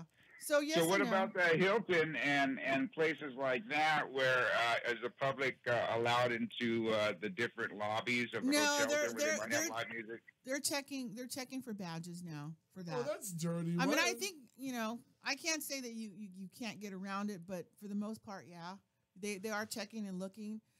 So Can you go to the bar? no, you got to get into the doors with the badge. Wow. Now, Okay, now, that's I what take that they're back. asking. Tonight you can because the bands start at 2 or 3 in the lobbies and everything. Everything's are kicking off today because it's press day. So So everybody's coming down. So tonight, I don't think you're going to have a problem because people are coming in town to go get their badge. So tonight is not going to be a problem. If you want to have the NAMM experience, I would definitely go tonight. Also, a lot of bands I see on event pages, they say post NAMM party, pre-NAMM party. Yeah, we'll talk hotel. about those in a second. But anyways, what are you doing up so early, Albert? You're retired now. That's just what I do now. I've been getting up early for 30, 40 years. So That's good. That's a good thing to hear. That's healthy. By the way, It's healthy for morning radio to have people like Albert wake up in the morning and Now, Albert, you know that I produced 15 tracks by Danny Diaz. You know Danny Diaz, right? Yeah. So I got Mr. Bob Robles Modesto. on it, and I got Mike Tovar on it, and I've got all the great players on it, but I've only got Yes, 5. I talked to Carlos de La Paz, and Mhm. he was talking about his Yeah, he's part on a track. in some of the recordings, and that sounds like that'd be a really good deal. What about Ben Frank? Okay. I want to get him on my show. AKA Drix, yeah. Ben is, Yeah, is You- he, you is he promised doing me to anything get down him there? on. Ben works at Eastman Guitars in Pomona, and he built out their recording studio, and they do podcasts and they do their promo ads. So he works in there, and then he comes home at night and he's recording his band. He's like his 4th, 5th song. He's in a punk band. And then later, like after midnight, he starts writing. He's on his 3rd EDM album. So he's doing electronic music, but he will be at NAMM on Saturday. He's not going to panel with me because he wants time to look at all the new toys. Ah. Really? Yeah, so there's Ben Frank. Now, the Eastman... And I can't call him my kid anymore. He just turned Is 28. that Eastman Guitars? I just met a guy who builds Yeah, guitars, East Guitars. over They here. make the best mandolins in the world. They just built a custom shop. They're phenomenal. They won Best in Show at the Are they in NAMM. Montclair, Pomona? Where are they? Pomona. On Pomona. Pomona, Okay. yeah. But I'll tell him that you said hello, Albert, and thank you for calling. And Oh, please- yes, it's been a pleasure, and a pleasure listening to you all. This is a great radio station to hear the truth about rock and roll. You make me happy, Albert. Thank you, Albert. And if you're up this Yeah. early again, Albert, I would recommend you go over to New York Bagel. That's New what York, Jamal. our sponsor. It's time to No, plug. you know where his place is? Rocky's Pizza and beer. Excuse me. There's no longer Rockies. Oh, no, where do you go now? They Yeah, changed I it. have to. Yeah, B&J's Pizza, the best Well, pizza let me around. tell you, Albert. B&J is great pizza. Right, BJ's Let- Pizza. let- What do you get after the pizza? B&J. Show. Albert, listen to this. Okay, well, I'm going to plug one of our sponsors, which is New York Bagel Company on the corner of Archibald and Foothill. Yay. Where do you go? Oh, when you wanna- nice. I'm going to go telling there you. after Now, this. we could go there after. gonna go after this. Let's go get you. They make their Jamal, who runs the place. He gets. They're called New York Bagels because he imports his water from New York.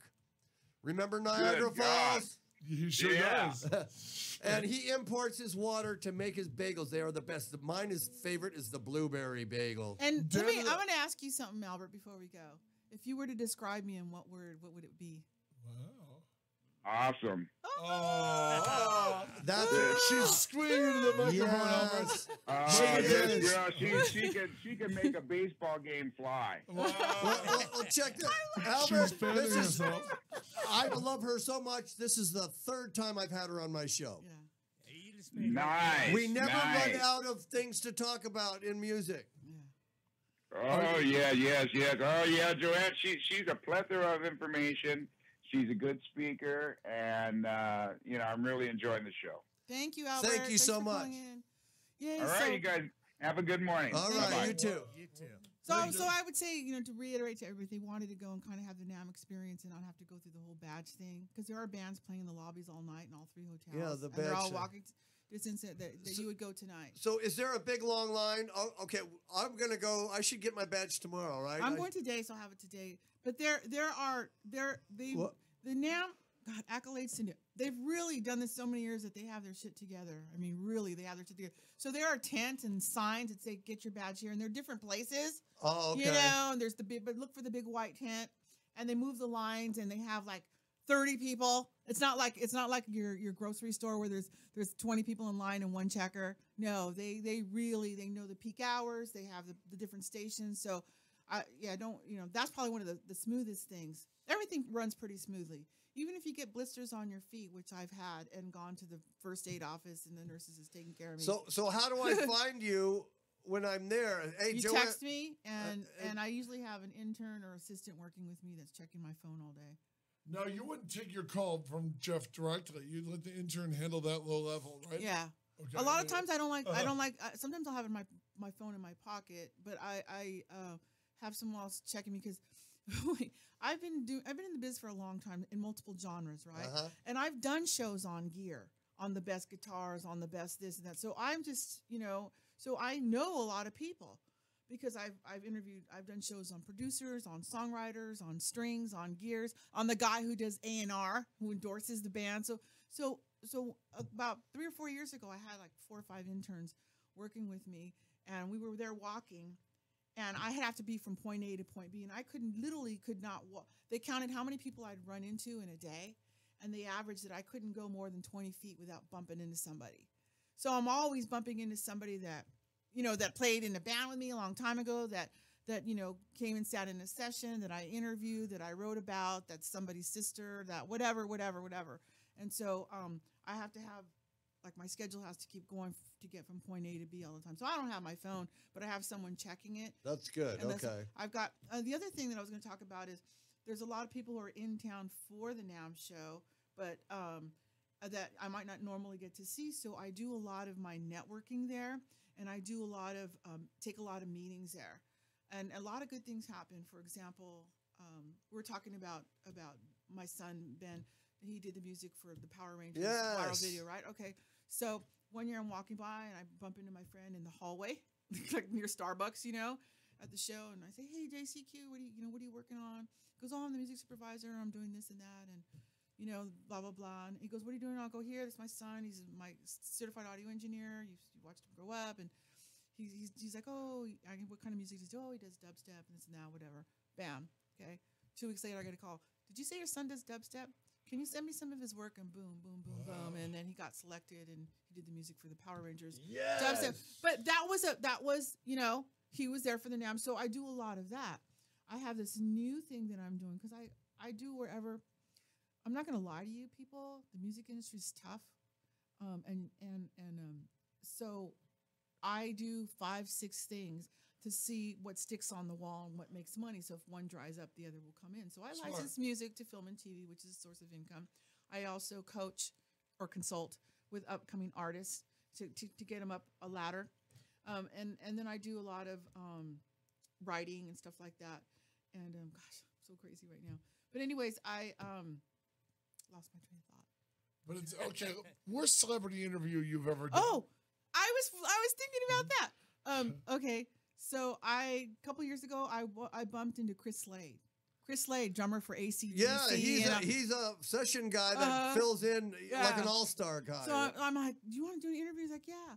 So I'm holding up the mic. I'm like, "Oh," because I'm like, "Oh, so I guess you're here to support, Sabian because you've been playing Sabian cymbals all year." And he's like, "Oh no, I do Zildjian now," or like things like that, where I get the information wrong. I'm going off of last year's information, and so.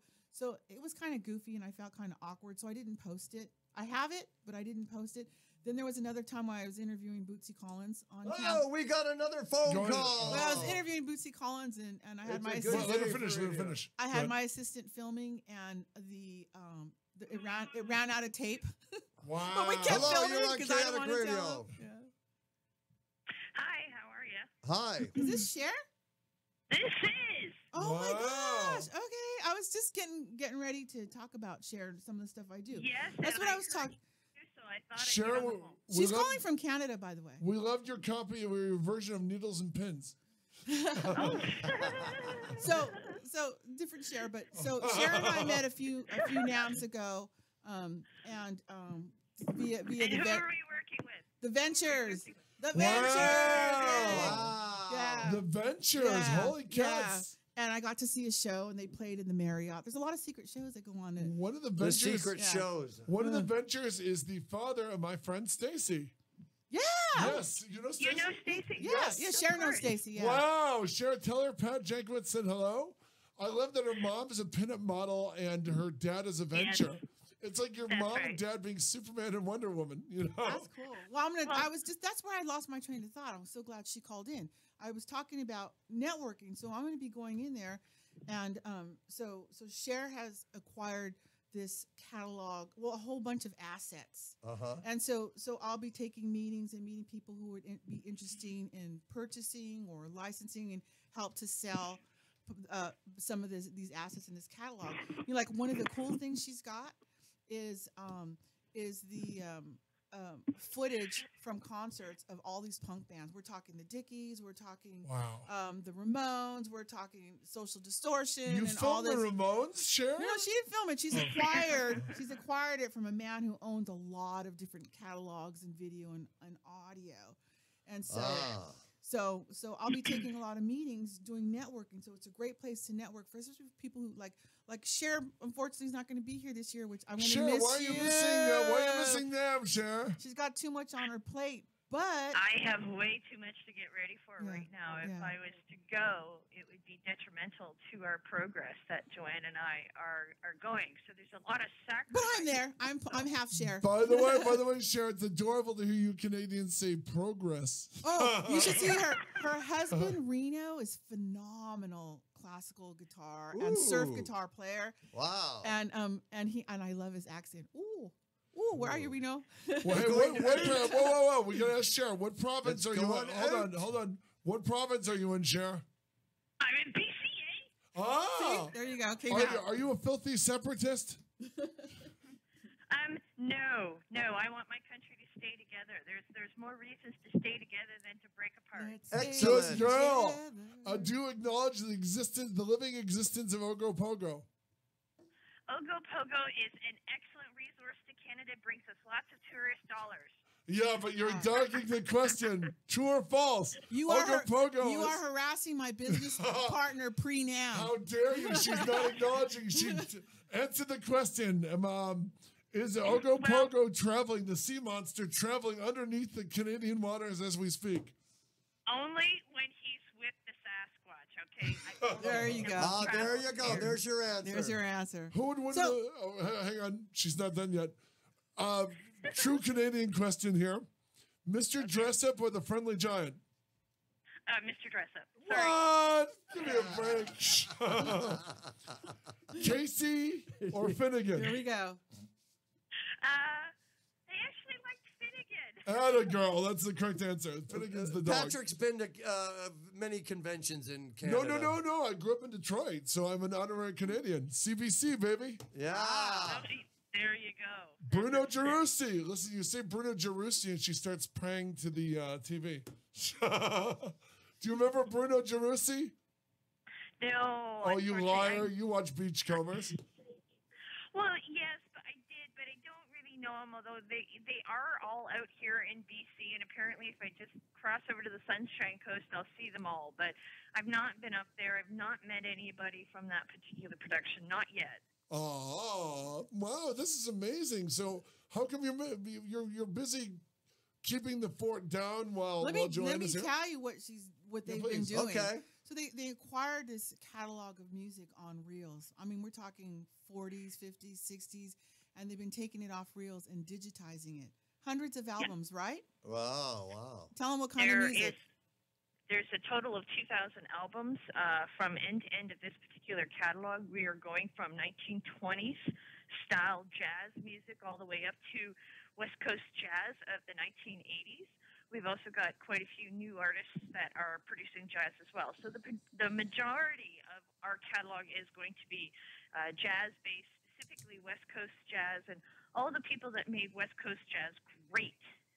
There's a lot of Specifically and our goal is to sell some of the assets, repurpose it, build upon a production library, and all these neat things. So my head's spinning, and one of the thoughts I came up with is, remember, I have a youngster in my house who does electronic and dance and stuff, and I was like, this is kind of like crate digging. Imagine if I gave you some material that you could pick through that's got really cool swing, dance, bebop, beat in it, and you could just pick through it and create your own music, your own electronic music, right? And it's cleared, where it's cleared. You don't have to then, cheat and sample stuff and get caught. So I got a couple guys, working on that.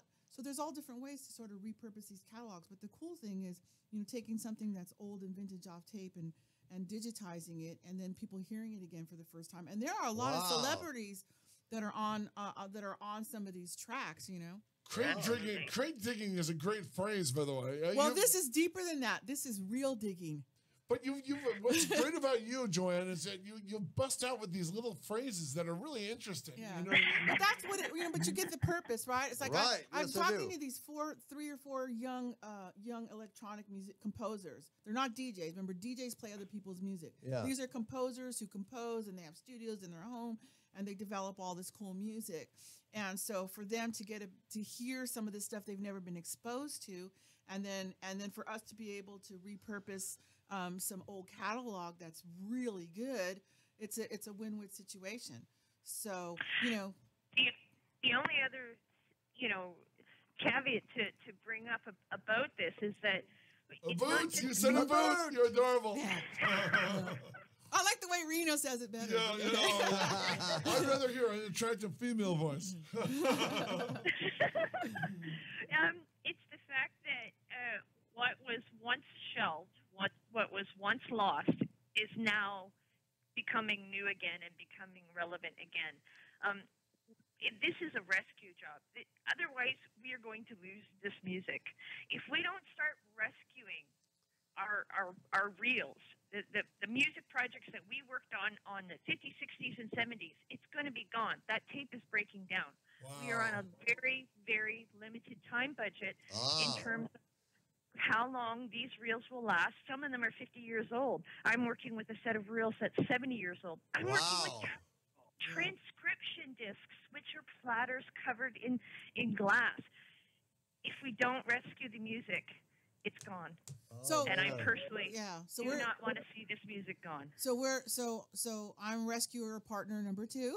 I'm the LA version. So listen, if anybody's interested in catalog music, the whole great digging thing, have questions about the catalog, it's got a lot of famous people on it that we're going to revive. That's very professional. Yeah, you can get a hold of me or questions about NAMM. My email is music, MUSIC, biz, B-I-Z, gal. Music biz gal at yahoo.com. Musicbizgal at yahoo.com. So if you're interested in purchasing catalogs, looking at some of the assets, if you're going to be at NAMM and you want to meet with me, what else you want to throw in there, Cher? Well, basically we're spreading the word about all of the high quality music that we can bring to the table at this point. Between you and I, we might be as APM. I don't know. Yeah. So we have that, and 40s, 50s, 60s. Again, a lot of swing, a lot of big band, and even some TV themes thrown in there. A lot of TV themes. But I have a question, Cher. Is it Canadian bands too? Will we hear the best of Walter J. Ostanek? Well, most of this was West Coast jazz, produced in Hollywood or New York, specifically. Wow. Studios like Gold Star Studios, Imperial Records, Liberty Records. We're talking very well independently produced music of the 50s, 60s, and 70s by some knockout people that you just like. Herb Jeffries. Yeah. Joe Pass. Come on. Joe Pass. Yeah. We had Joe Pass that came in. Yeah. Joe came in and sat in on several sessions. So did Barney Kessel.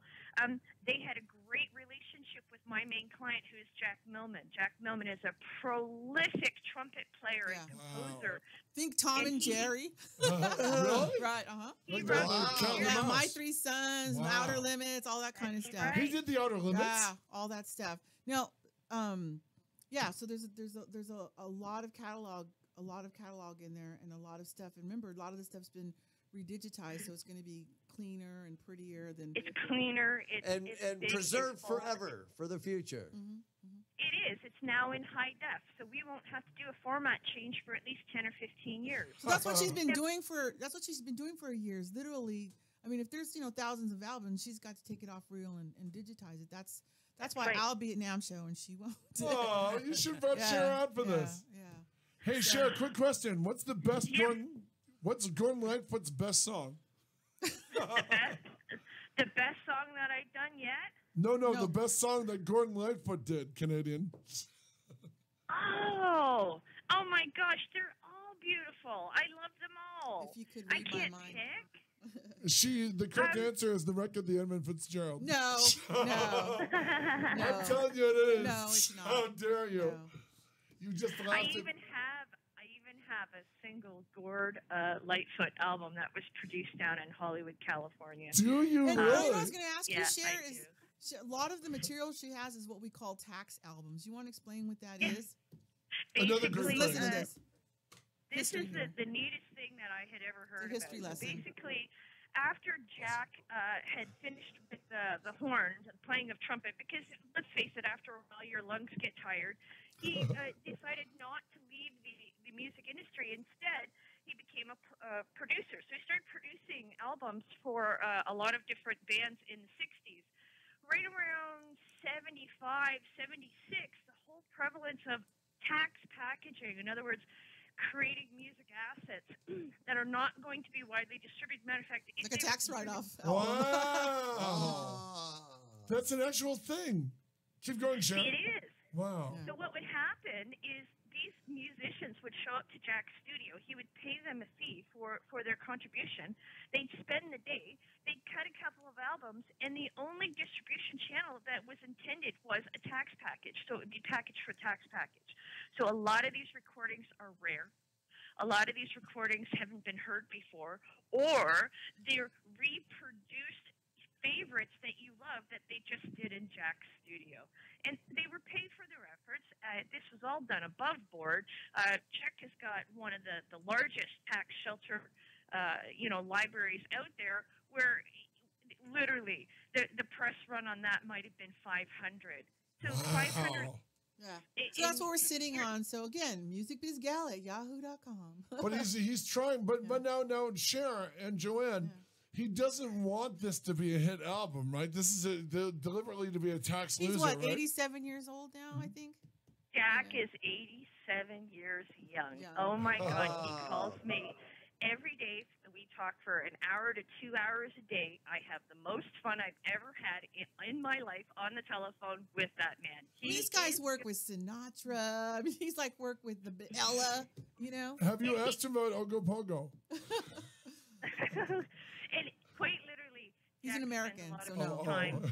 Yeah, well, accidental American. His whole entire family is Canadian, and he was accidentally born in Detroit on his way to and Yes, from. I was born in Detroit Wow. on purpose. The Holy Land. So The there you Mother go. City. So the NAMM thing, again, a lot of it's networking, taking meetings on the side while people are in town, or, I might. Exactly. It's like the thing with Power Rangers. What are you working on, Joanne? Well, I got these assets of this great big band music, and I've got some stuff for sale, and, all that kind of stuff. So That's amazing. yeah. But did you guys find a lot of accidental gigs like that by just a turn of phrase? Sure. Yeah. I mean, it's called networking, and if you're a real good networker, you meet the right people. I love Sharon Reno. I feel like I went to high school with him, like I've known him my whole life. We literally met, was it 2 or 3 years ago at NAMM? With some venture stuff. Yeah. But we've stayed in touch. We've met. She told me when she was starting to acquire some of this stuff, and so she picked my brain, how do we clear this? How does this going to work, licensing wise? And I mean, I literally sat with her. Remember, we sat in the restaurant, and this guy is a genius. He kept track of everything. So there's these big remember those old blue binders, 3-ring binders? Oh, and he's got yeah. canceled checks, and he's got typewritten contracts, and That's right. going through He's got everything. everything Wow. documented. So you can't sell it unless you got it documented that you can sell it, or you can license it, or who owns the masters. And so that's been going on for a couple of years, and it's been a love fest. So now we're ready to start introducing it to the world. It's a bit overwhelming. Joanne and I both are overwhelmed with We're the two ladies, size yeah. of this particular catalog, but we're brave enough. We're some of the bravest chicks in the music Wow. business. Wow. There we are. Yeah. The 2018 Wow. watch out for Sharon Joanne. Very nice, Cher. You need to come. Oh my God, do we Our still need studio that? audience loves you, Cher. No, I mean we're on the phone or texting from 8 in the morning to 10 o'clock at night. I mean Wow. literally Exactly. just doing some of the stuff.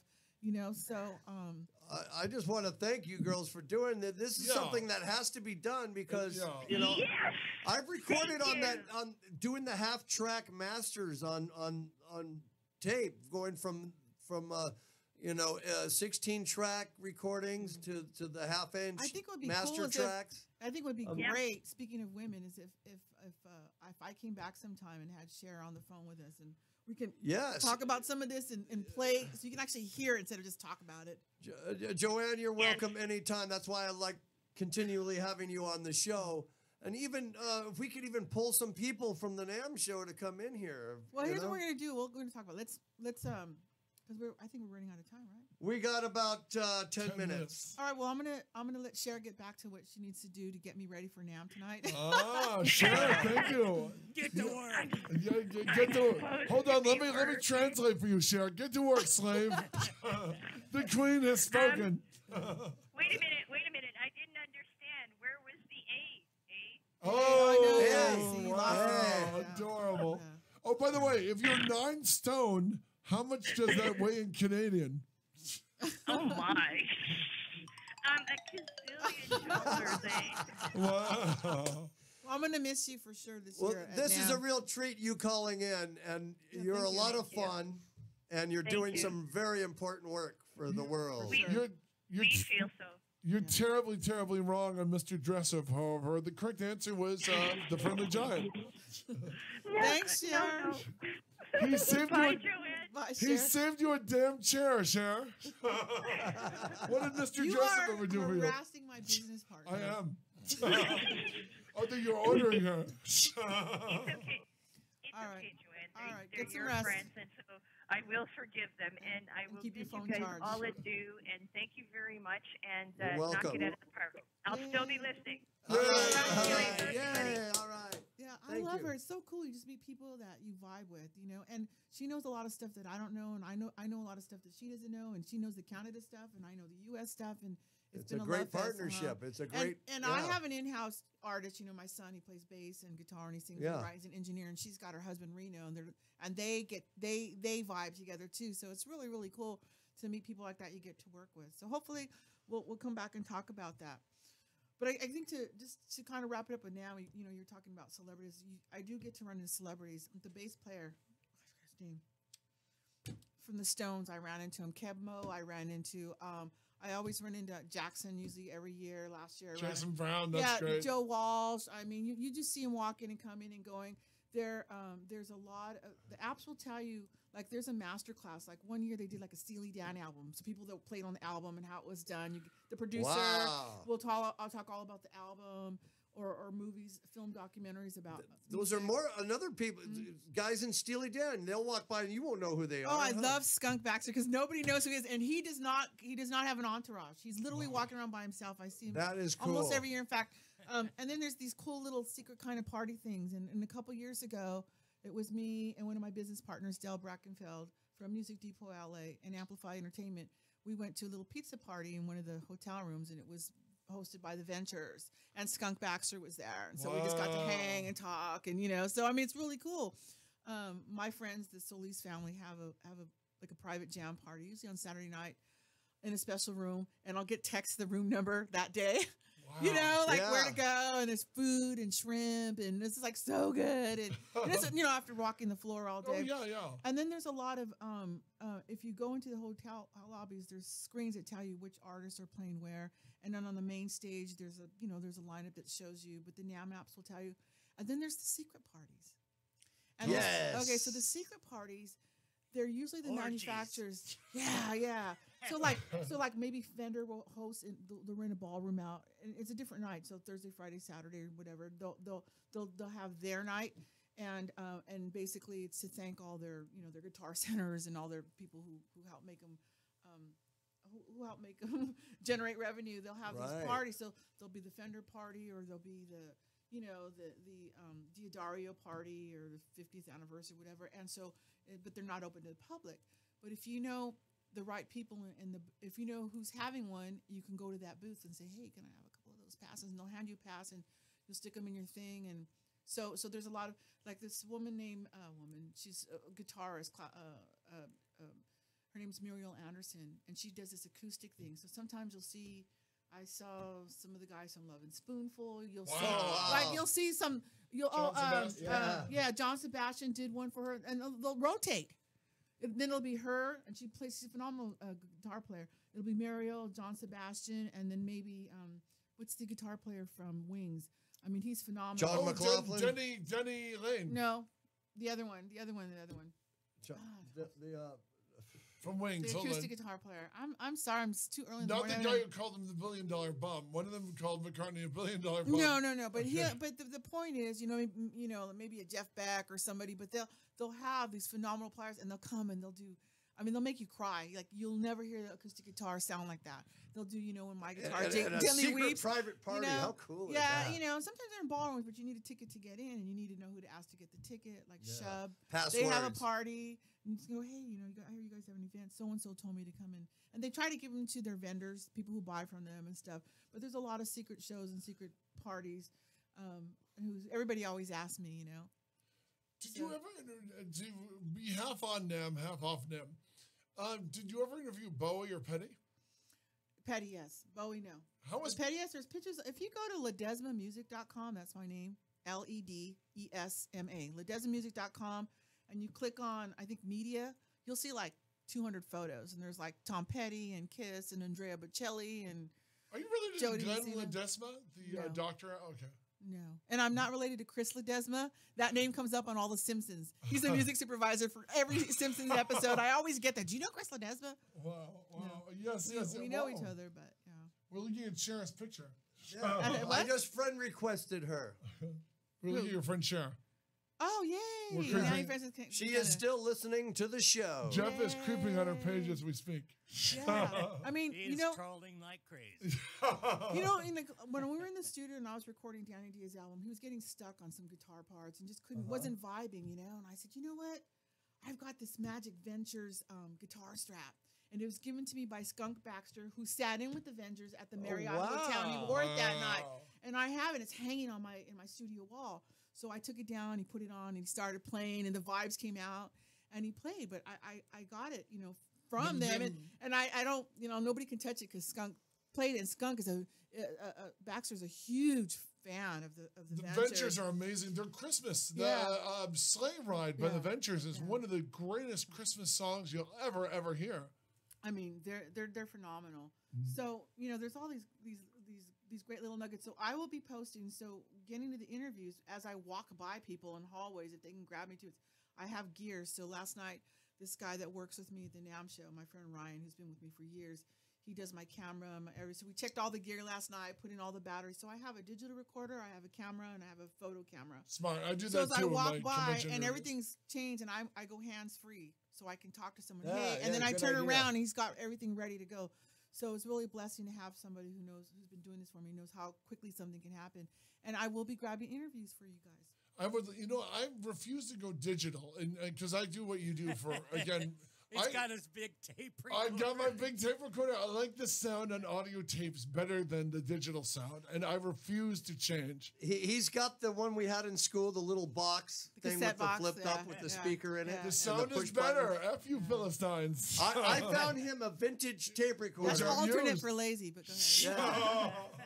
You can't transfer those files. You can't send them to me in 30 seconds. Or, and I can't. Yeah, I know they exist. Dan gave me one of these. He gave me this. So we'll see who. I have a nicer one. I have an endorsement, so I'll have a nicer one than that. Testing one too. Yeah, and I have lavalier mics that I got that were given to me. But I have no idea how to work this thing, so I got to do research. So I don't know. I might walk into someone that I interviewed 5 years ago or 10 years ago and do an interview. And I'll grab some interview, you guys. I will post on. I also have my magazine blog, which is sgvmusic.com. And I'm going to post my NAMM videos there. So any interviews Excellent. I do. Okay. And I'll have audio so I can have people say hi to you and that kind of stuff. One thing I want to ask. But come see me, everybody. If you're going to be at NAMM, Friday, California Ballroom, 4 o'clock, making money, making music. Okay. I will take CDs there. if you bring me your music or if you have a question. Have a barcode on some there. time. I'll be doing some. So when you said the badges are already there, right? So if I, He's always worried about You're his back. harassed. Look, the whole show, and he's shaking you down to make sure you're If you're valid. with This is my Deodar, first time just nervous. bring a I'm valid ID. You pathetic. should be bring fine. my about, I could Think like, about it. maybe I should go pick up my badge tomorrow. Calmase, which means calm down. Okay. Yeah. Now, what are you going to do when he shows up with that guitar and he's insisting that the guy who owns the company said he can bring it in? Can he bring it in? Yeah, no, you can't. No, it's not gonna happen. I'll just leave it. It's accessible. What if he starts playing outside when other Okay, bands so are why playing? would you want to bring that thing in? It's so heavy. You don't want to walk around with that. Trust me. Trust Okay. me. You don't want to walk around with it. All right. You're better off having a picture of it on your phone. Yeah. What, has he given you any copies of Roger Rabbit, kind of an Eddie and the Cruisers type sad Yeah, case, no. one-hit wonder from the 80s? I think he died in the band somewhere. No. It's there's only 500 records made. I'm so happy we had 2 callers today. Yeah. We did, and they're both good. That's great. I mean, that shows you, hey, and she's the one who brought him in, you know? Thank you, baby. And- You are a and great so- guest, Joanne. Thank I'm you so so much. excited. So I will be in the Hilton lobby tonight, in the Marriott lobby. Okay. Tonight, if you go to my website, again, ledesmamusic.com, you'll see my pictures. You'll know what I look like.